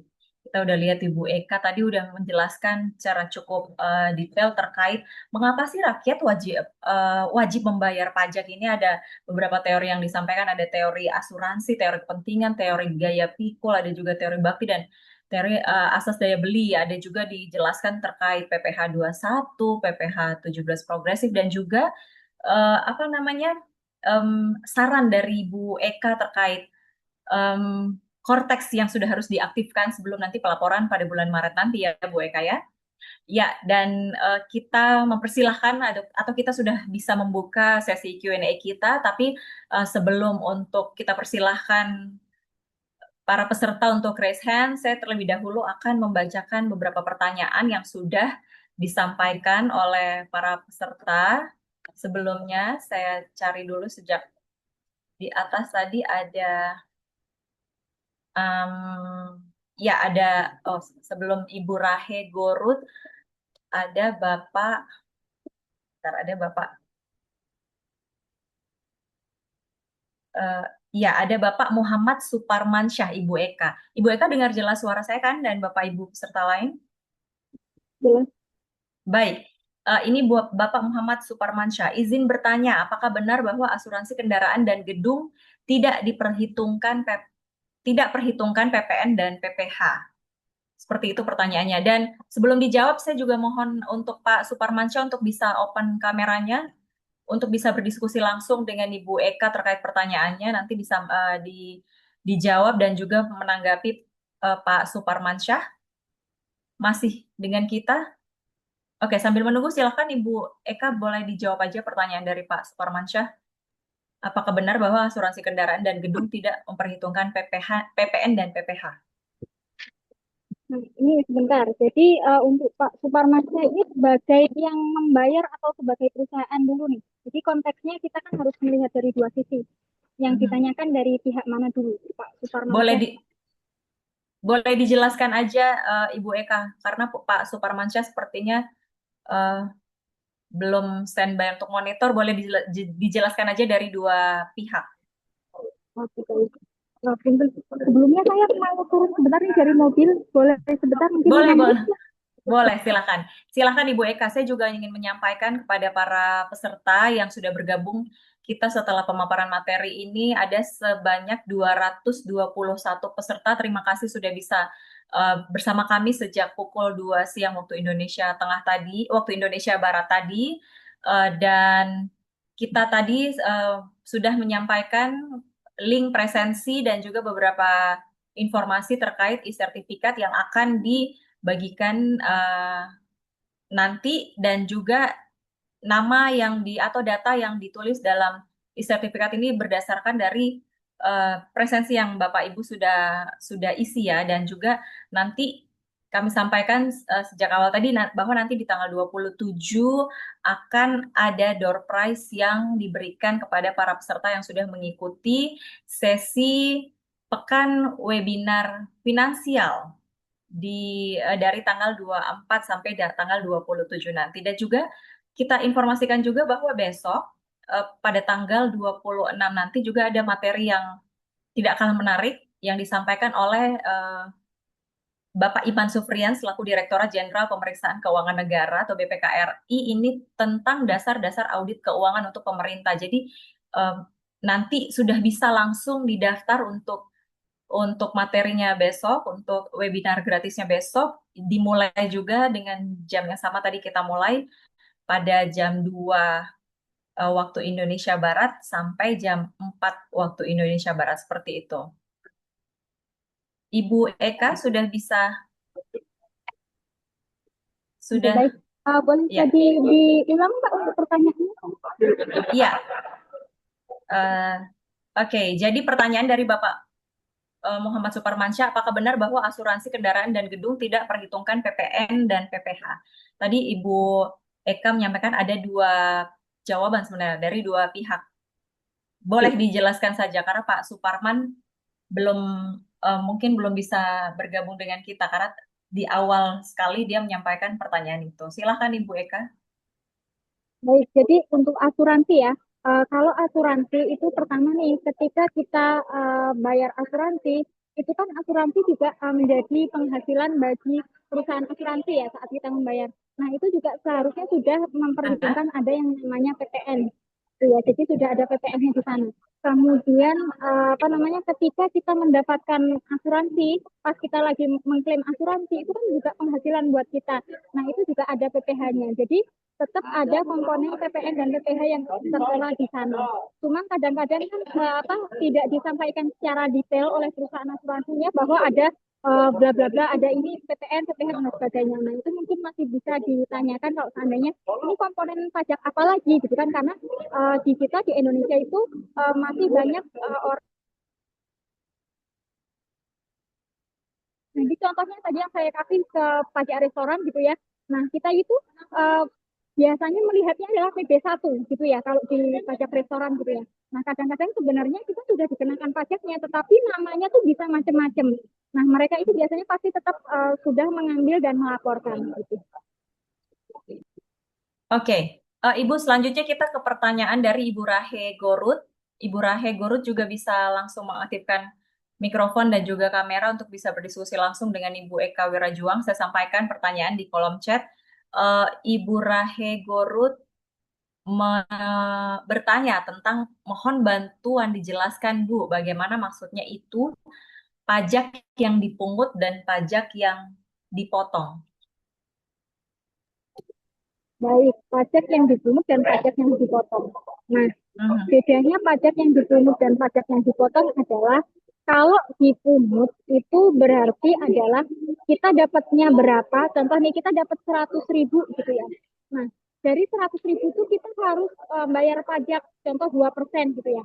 Nah, 2% itu 2% dikali 100.000-nya tadi. Tapi kalau pajak yang dipotong adalah contoh kita punya penghasilan gaji kita contohnya ya, gaji kita berapa, sekian 100.000. Nah, kemudian kita dipotong tuh dari 100.000 dikalikan tarif PPh-nya kita berapa. Nah, dari 100.000 itu kita dikurangi dari PPh-nya kita, baru sisa dari pemotongan itu diberikan ke kita. Itu namanya pemotongan. Jadi perbedaannya adalah kalau pemungutan itu total, terus kita baru bayar. Kemudian kalau untuk yang pemotongan adalah dari totalnya tadi berapa dikurangi dengan pajaknya kita, baru sisanya diberikan ke kita gitu sebagai wajib pajaknya. Oke, jadi perbedaannya seperti itu untuk pajak yang dipotong dan pajak yang dipungut, seperti itu ya Bu. Ya, masih dari Ibu Rahe Gurut pertanyaannya ini, mohon izin bertanya, pengadaan outsourcing tenaga kebersihan pada APBD itu pajak apa saja yang dikenakan?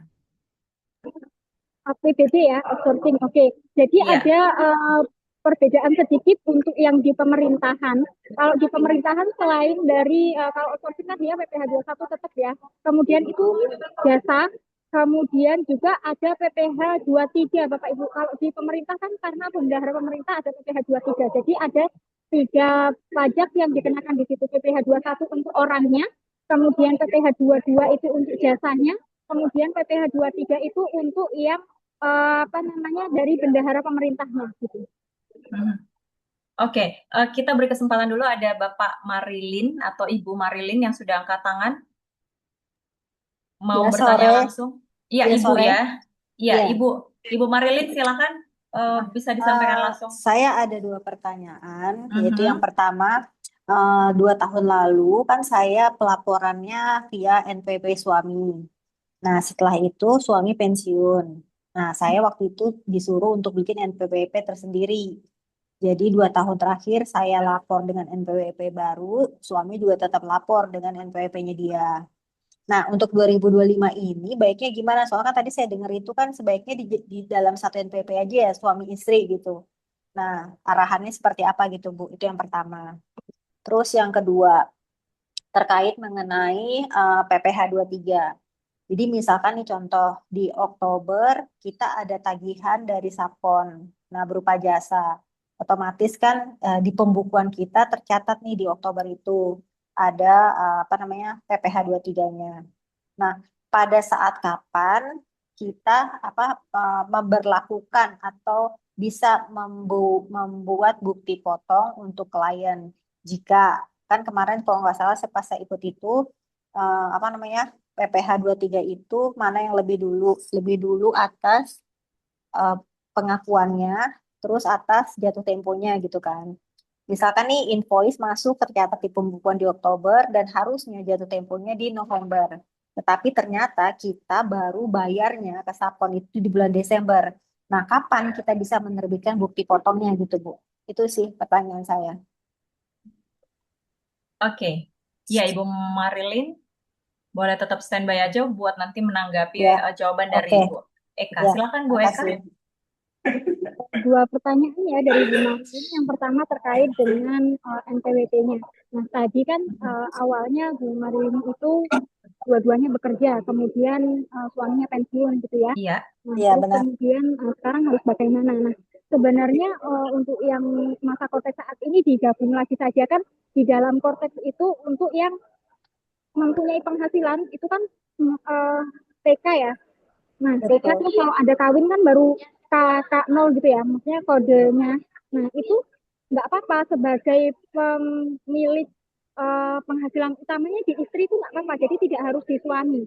Jadi bisa digabungkan, tetap nanti digabungkan, tetapi paling PTKP-nya tetap suaminya yang jadi K, yang tambahan PTKP 4.500.000 itu. Jadi bukan suami sebagai pemilik penghasilan utama, tapi di istri yang sebagai penghasilan utama itu bisa, itu nggak apa-apa. Kemudian Tapi ya NPWP suami perlu di ini aja nggak ya Mbak? Soalnya kan sama sekali ini kan soal swasta ya, jadinya udah nggak ada pemasukan gitu. Apakah NPWP-nya iya, ditutup saja gitu? Jadi fokusnya ke NPWP saya karena kan awalnya harta itu dicatatnya di NPWP suami gitu kan. Nah itu ya bisa, gimana tuh? ya bisa seperti itu. Kalau seandainya kalau memang tidak ada penghasilan lain di luar memang pekerjaan itu, ya nggak apa-apa ditutup saja dijadikan satu itu apa istri. Tetapi kalau seandainya suami masih punya usaha dan lain sebagainya itu baru diikutkan ke suami aja gitu. Kemudian kita lanjut ke pertanyaan yang kedua. Sebentar Bu. Berarti ada dua ini ya. NPWP saya dinonaktifkan, ngikut ke NPWP suami, atau enggak NPWP suami ditutup, tetapi pelaporannya memakai NPWP saya gitu. Ya, jadi satu. Jadi satu. Ya. Oh, oke. Udah clear Ya, yang oke. Oke. Ya, satu lagi. yang Untuk satu pertanyaan lagi, keduanya, yang iya. PPh 23. Ya memang ini ya, tadi kalau di bisnis atau di usaha kan kadang kita itu jalan pengeluarannya kapan, tapi uangnya kapan gitu ya.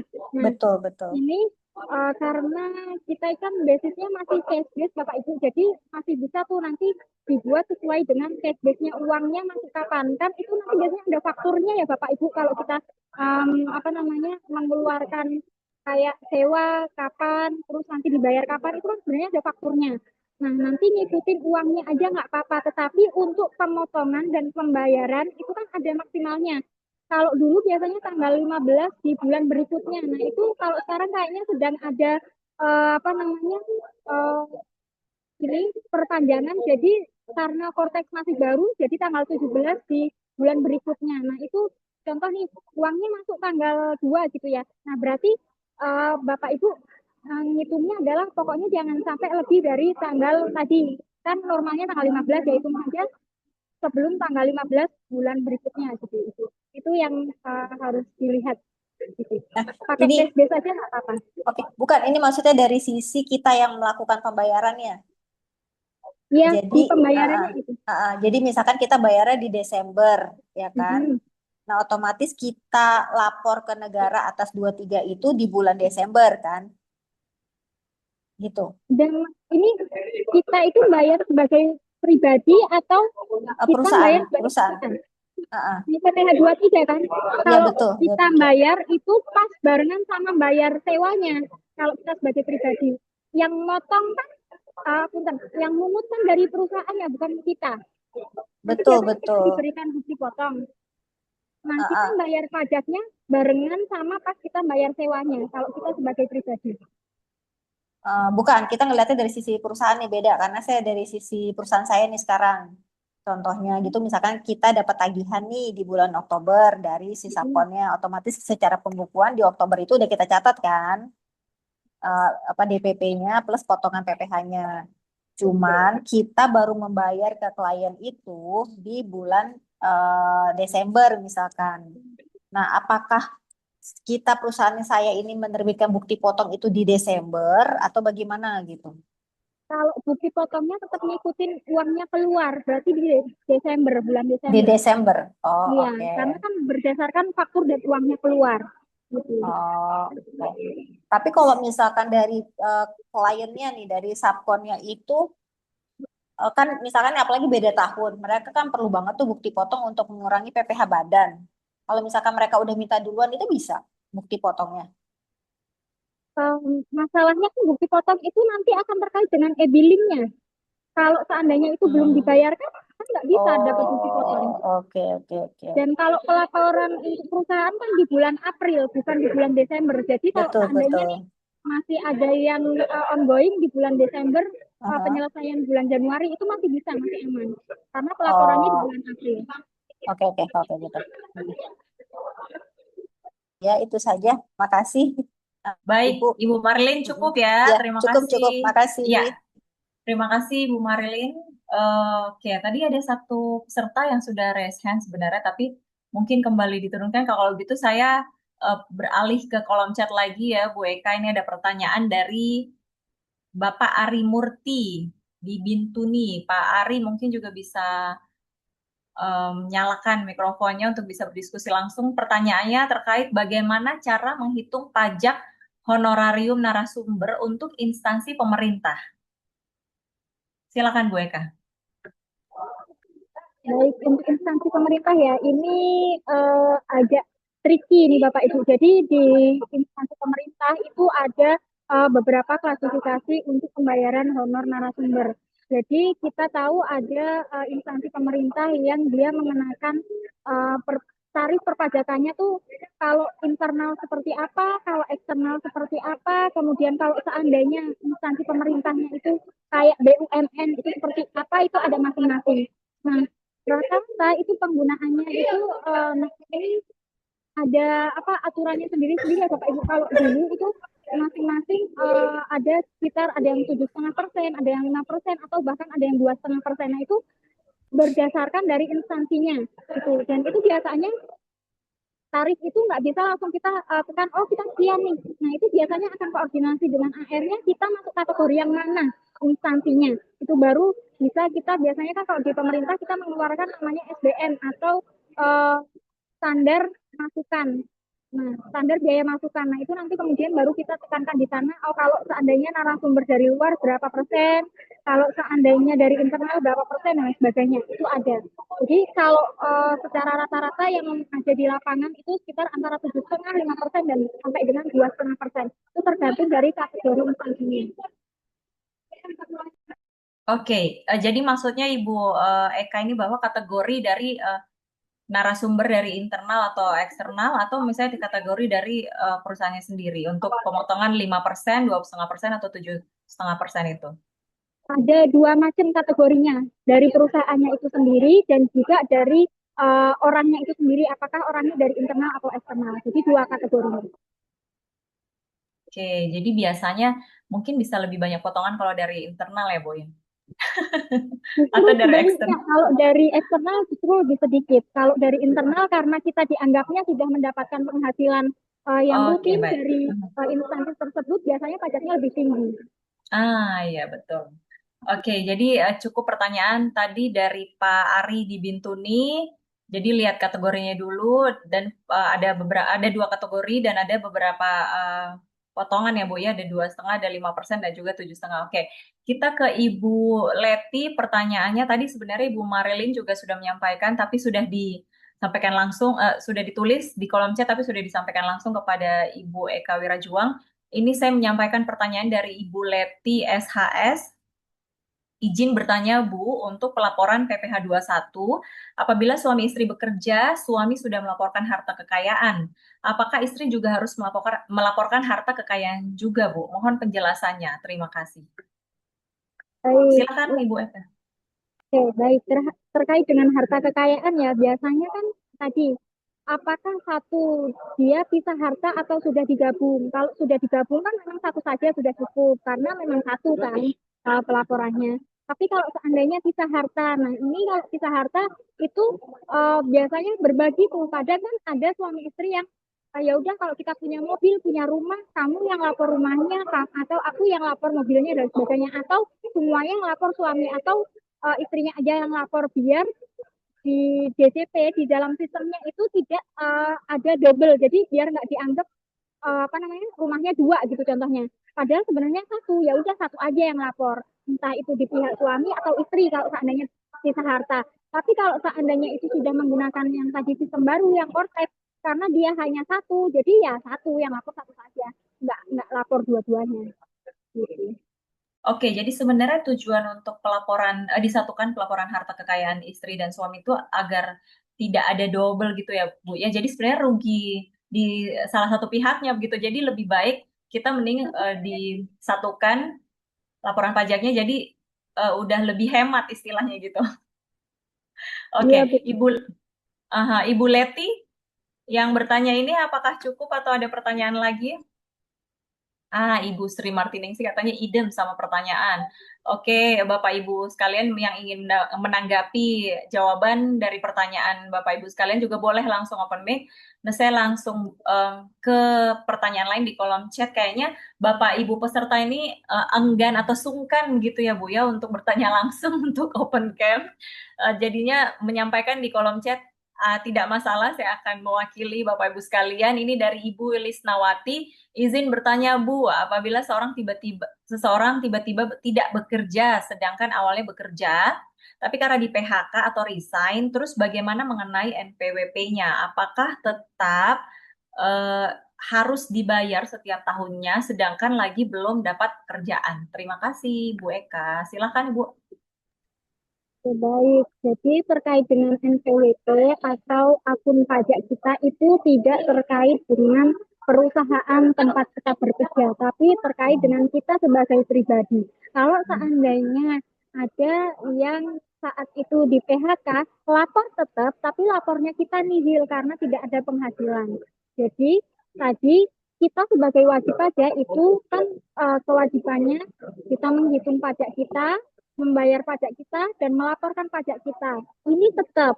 Tapi kalau tadi seandainya nggak ada penghasilannya gimana? Berarti kan bayarnya aja nih yang nggak bisa kita lakukan. Jadi hitungnya tetap nihil kan hitungannya. terus tetap kita laporkan gitu. Jadi lapor SPP-nya tetap, tapi lapornya nihil nol atau tidak ada pajak yang kita bayarkan. Gitu. Oke. Jadi seperti itu jawabannya Ibu Lisnawati. Ingin menanggapi lagi jawaban dari Ibu Eka. Jadi jangan lupa untuk tetap melaporkan gitu aja ya Bu Eka ya. Walaupun nantinya tetap tentu saja tidak akan ada yang dibayar karena memang sedang tidak ada pekerjaan dan laporannya tentu saja nihil. Oke, saya beralih ke pertanyaan dari Pak Edi. Izin bertanya, aturan pajak untuk dikenakan PPN minimal belanja 2 juta. Kenapa kalau kita belanja e-katalog belanja di bawah 2 juta dikenakan PPN? Mohon penjelasannya. Gitu Bu Eka. Instansi pemerintah ya, e-katalog kayaknya banyak yang dari pemerintahan nih. Jadi memang semangatnya kalau di pemerintahan itu kan sebenarnya pembelanjaan di pemerintahan itu untuk menggenjot ekonomi yang ada di pemerintahan kita. Istilahnya uang negara biar balik ke negara lagi, makanya ada aturan itu gitu. Jadi memang untuk di pemerintahan tadi aturannya tuh apa ya, tidak bisa kita samakan dengan yang non pemerintahan, makanya ada aturan-aturan tertentu, baik itu tadi yang mulai dari PPh 21, kemudian yang tadi pembelanjaan e-katalog itu juga sama. Memang tadi ya, pokoknya semangatnya adalah ketika kita sudah masuk ke pemerintahan, pemerintah tuh pengennya uang negara masuk lagi ke negara, genjotnya lewat situ. Makanya kemarin waktu COVID kan tidak ada efisiensi tuh, malah di pemerintahan dijor-jorin biar pemerintahan itu mereka melakukan pembelanjaan. Nah, lewatnya masuk lagi tuh lewat pajak-pajak PPN dan lain sebagainya. Oke. Pak, siapa tadi nih yang nanya? Sebentar ya Bu ya, saya buka kembali tadi Pak Edi. Cukup penjelasan. Oke. Jadi, oke.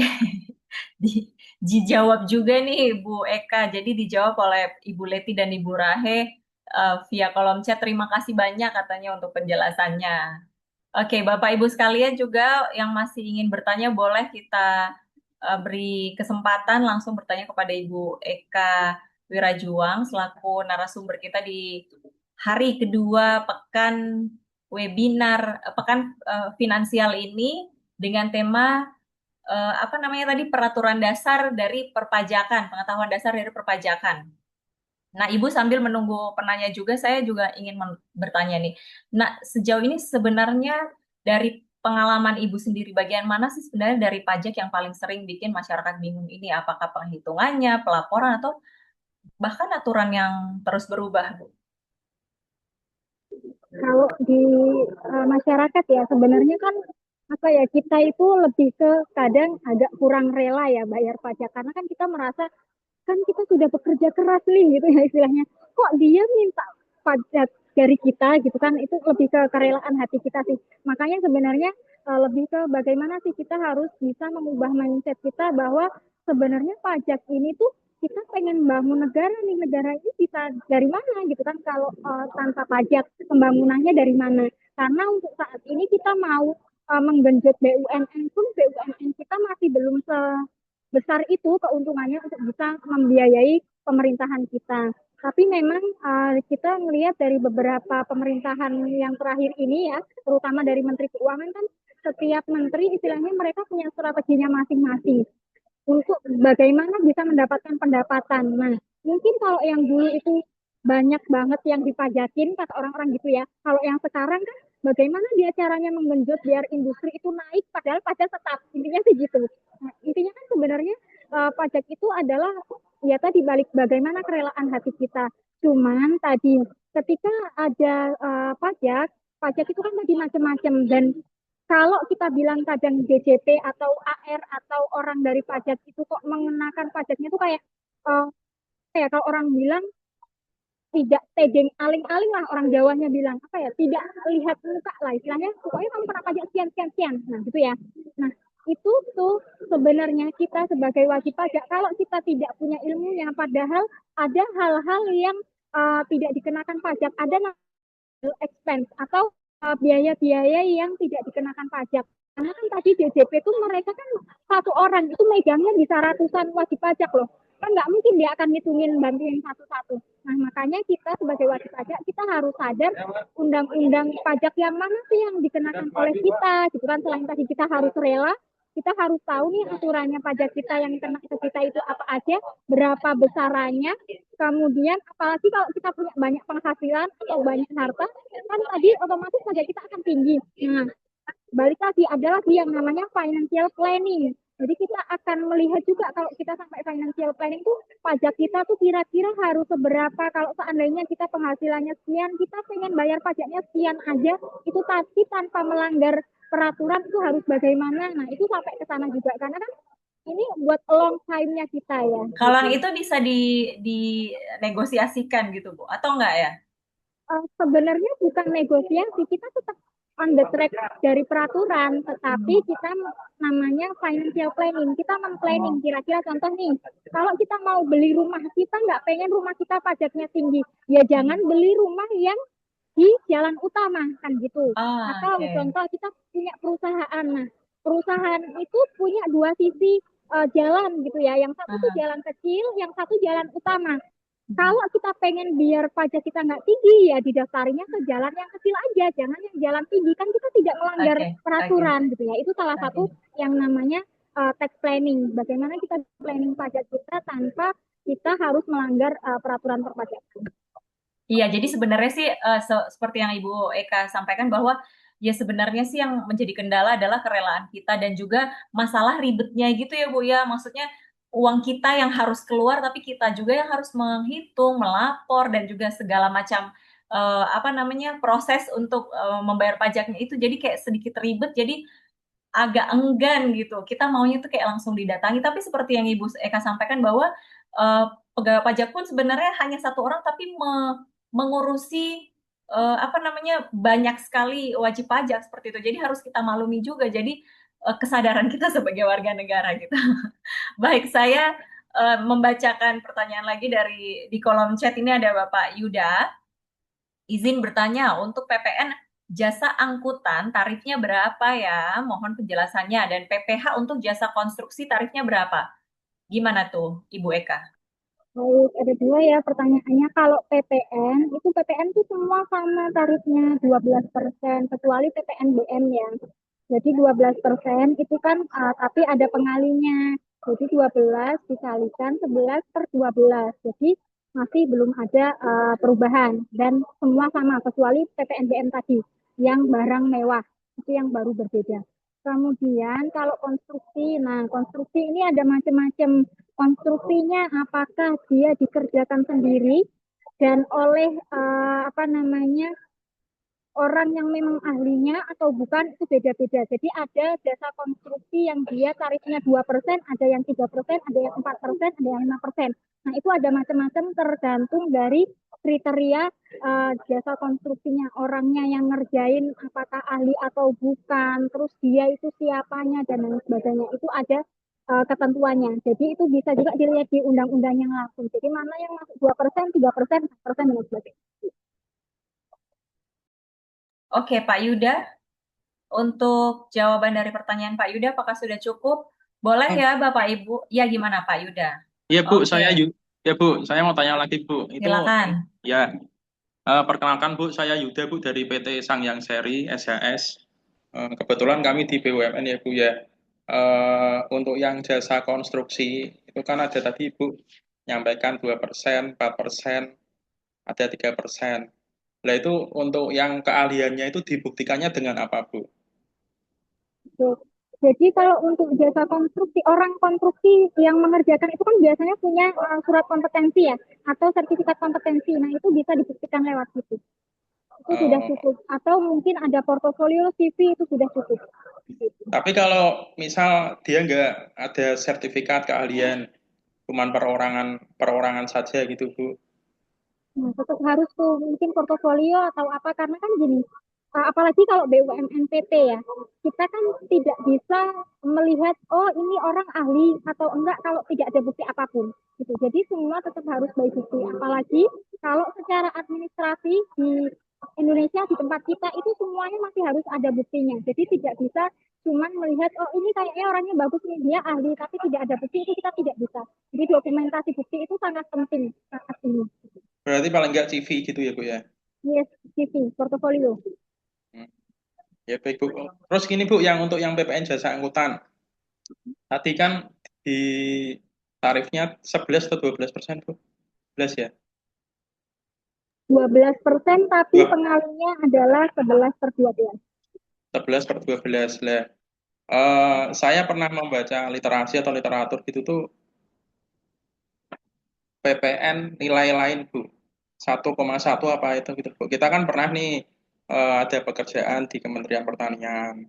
Dan di situ kita ada angkutan distribusi benih. Dan di situ kita selain dipotong PPh pasal 22 juga dipotong PPN Bu terkait jasa angkutannya tersebut. Tapi jasa angkutannya kalau nggak salah tuh 1,1 atau berapa gitu loh Bu. Nah itu perlakuannya gimana ya Bu ya? Itu tahun berapa? Karena kan gini, untuk pajak itu, nah ini agak trikinya adalah peraturan perpajakan tuh sering ada yang baru. Nah, yang paling baru itu yang dilihat. Jadi contoh nih, kalau seandainya itu terjadi tahun 2022, mungkin di tahun 2002 yang saat itu berjalan adalah peraturan itu. Nah, di tahun 2025 ini kalau seandainya ada pekerjaan di tahun 2025, ditengok aturan yang ada di tahun 2025. Kan kemarin ada aturan baru kan dari Undang-Undang HPP, terus yang undang-undang bukan undang-undang, peraturan yang menyatakan tarif 12% terus dikali 11/12 itu kan juga paling baru itu. Nah, itu bisa dilihat di situ karena tadi setiap tahun itu bisa berubah peraturan undang-undangnya atau peraturan perpajakannya, dan itu dikenakan sesuai dengan tahun pekerjaannya. Berarti 12%, 11/12 itu dicari DPP-nya dulu gitu Bu? Atau Ya langsung dikali DPP itu. langsung Itu dikali tarif aja? ya, langsung dikali Nilai DPP. pekerjaannya itu? Yes. Oh, ya. Ya Bu, cukup Bu penjelasannya Bu. Terima kasih.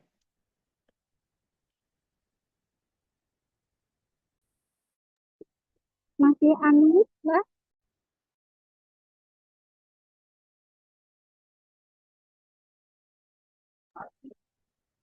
Punten masih unmute, belum terdengar.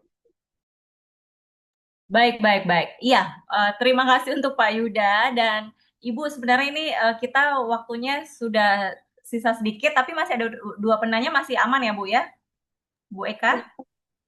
Oke, saya sampaikan pertanyaan dari Bapak Gaus Abdurrahman terkait dengan pajak di Gunggung untuk perusahaan yang bukan pedagang eceran, dapatkah melaporkan faktur pajak apa nih di Gunggung gitu ya? Apakah toko dan warung bisa dikategorikan sebagai pajak karena sulit bagi mereka memberikan identitas? Boleh Pak Gaus Abdurrahman juga untuk mengaktifkan mikrofonnya supaya bisa langsung berdiskusi dengan Ibu Eka.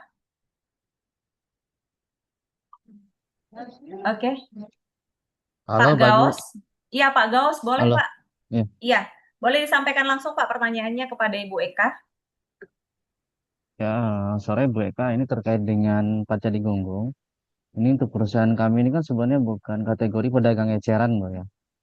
Tapi emang karena strategi perusahaan sendiri, jadi kita ada penjualan eh, ke beberapa customer yang terutama ke warung dan juga dikategorikan sebagai konsumen akhir. Gitu. Nah, apakah ini penjualan eceran ini bisa dibuatkan faktur pajak di Gunggung? Karena kalau kita minta identitas dari mereka itu sulit untuk mereka memberikan itu ya kan. Mereka lebih memilih untuk jualnya ke grosiran aja daripada belinya di kami gitu kan. Tapi kan karena perusahaan kita kan harus eh, terpaksa ya, karena strategi perusahaan jadi jualnya udah kemana-mana nih gitu. Salah satunya kita ke warung sama ke toko ini. Ini kalau Seperti itu kita Bu. lihat ya baik dalam Undang-Undang PPN itu dia boleh Hmm. menggunakan faktur pajak di Gunggung. Jadi aman aja. Itu kalau seandainya nih Bapak Ibu ada kesulitan atau seandainya antara iya atau enggak gitu ya. Kadang kan kita melaksanakan perpajakan itu kita ragu ya. Itu boleh juga lihat di halamannya DJP di sana semuanya lengkap. Gitu. Jadi dari peraturannya ini oke, boleh gitu. Kalau dari peraturan undang-undang perpajakan PPN. Jadi ini diperbolehkan. Diperkenankan kalau berdasarkan Undang-Undang PPN. Itu juga dicantumkan di dalam lamanya DJP, mereka memperbolehkan berdasarkan undang-undang tadi. Jadi Oke, bagaimana? identitasnya cukup ini aja ya, cukup eh nama ininya aja, nama itemnya aja ya. Iya, betul bisa. Nama item. Oke. Baik Bu, terima kasih. Baik, Pak Gaos. Ya, terima kasih untuk Udah, pertanyaannya. Satu pertanyaan cukup. lagi. Baik, terima kasih Pak Gaos. Satu pertanyaan lagi ya Bu Eka, ini ada dari Pak Sutarto. Pajak makan restoran itu sesuai aturan siapa yang dibebani Bu? Karena selama ini konsumen yang dibebani. Nah, ini apa hanya restoran besar atau semua? Baik, terkait dengan pajak restoran ya tadi sempat saya singgung sedikit gitu ya. Jadi untuk pajak restoran itu sebenarnya yang dikenakan adalah restorannya, tetapi untuk saat ini berguna atau dia untuk semua restoran tidak hanya kecil atau besar. Nah, yang dikenakan ke konsumen itu kan sebenarnya PPN-nya saja, bukan pajak restoran. Pajak restoran itu sama kayak kalau kita bilang kayak pajak penghasilan gitu ya. Kalau pajak penghasilan yang dikenakan kan orang tersebut ya yang punya penghasilan ya. Nah, di sini pajak restoran kan yang mendapatkan penghasilan kan restorannya. Jadi seharusnya memang yang dikenakan pajak restoran itu restorannya. Cuman karena tadi ya masih banyak restoran yang kemudian mereka tidak mau dibebani pajak gitu kan, merasa terlalu berat, makanya kemudian dibebankan ke konsumen. Gitu.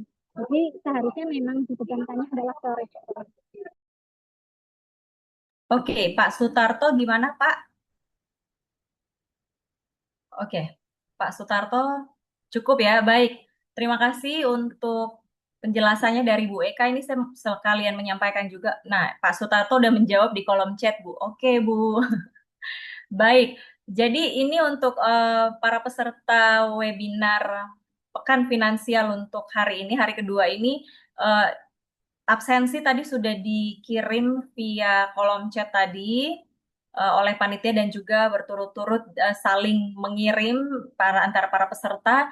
Namun saat ini sepertinya sudah link presensi sudah harus kita tutup karena waktu juga sudah berakhir. Untuk terakhir Ibu Eka bisa minta untuk closing statement-nya menyimpulkan secara keseluruhan terkait uh, perpajakan dan pengetahuan dasar tentang perpajakan ini seperti apa Bu secara singkat. Baik, closing statement-nya nggak usah kesimpulan ya, tapi sebuah kalimat yang untuk kita semua gitu ya. Jadi saya ada sebuah kalimat yang itu sangat mengena untuk saya dari dulu sampai sekarang. Ada seorang negarawan yang menyatakan bahwa kalau bukan kita yang mencintai negeri ini, siapa lagi gitu. Di akhirnya adalah pajak ini adalah salah satu bentuk cinta kita sebagai warga negara kepada negara kita. Jadi tolong jangan berhenti mencintai negeri ini. Ah, sepertinya juga ini ada kata-kata dari Ibu Sri Mulyani, Menteri Keuangan sebelumnya bahwa jangan lelah mencintai negeri ini ya. Baik, terima kasih, sangat menyentuh Ibu Eka ya. Jadi jangan lelah mencintai negeri ini dengan cara jangan lupa bayar pajak. Seperti itu ya Bu Eka. Dengan kerelaan, walaupun yang tadi kita sampaikan bahwa memang agak sedikit ribet, tapi itu dia kita membantu untuk majunya negara kita karena tidak mungkin juga negara mampu untuk membesarkan atau membangun segalanya tanpa bantuan dari masyarakat atau warga negara kita Indonesia tentu saja. Baik, Bapak Ibu sekalian, terima kasih kepada seluruh peserta yang sudah bertahan hingga akhir acara hari kedua webinar Pekan Finansial hari ini, dan tentu saja terima kasih kepada KMP Training Institute dan juga Ibu Eka atas ilmu yang sangat bermanfaat hari ini. Semoga materi yang kita pelajari bisa membantu kita lebih paham dan juga lebih siap mengelola kewajiban perpajakan dengan baik. Sampai jumpa di rangkaian kegiatan berikutnya. Sampai besok di webinar Pekan Finansial yang tadi sudah saya sampaikan, bisa langsung untuk masuk ke sosial media KMP Training Institute. Di situ ada scan barcode, bisa langsung mendaftar untuk besok. Sampai jumpa besok. Sekali lagi terima kasih, tetap semangat belajar. Salam finansial. Terima kasih sekali lagi Bu Eka Wirajuang Daurrohma. Terima kasih Bapak Ibu peserta yang tadi ada jumlahnya sekitar 230-an. Apakah ada foto bersama dari kita? Baik, jika tidak, kalau begitu saya izin live group dalam hitungan mundur 5 detik. Terima kasih Bapak Ibu, sekali lagi terima kasih Bu Eka. 5, 4, 3, 2, 1. Wassalamu. Izin. Assalamualaikum.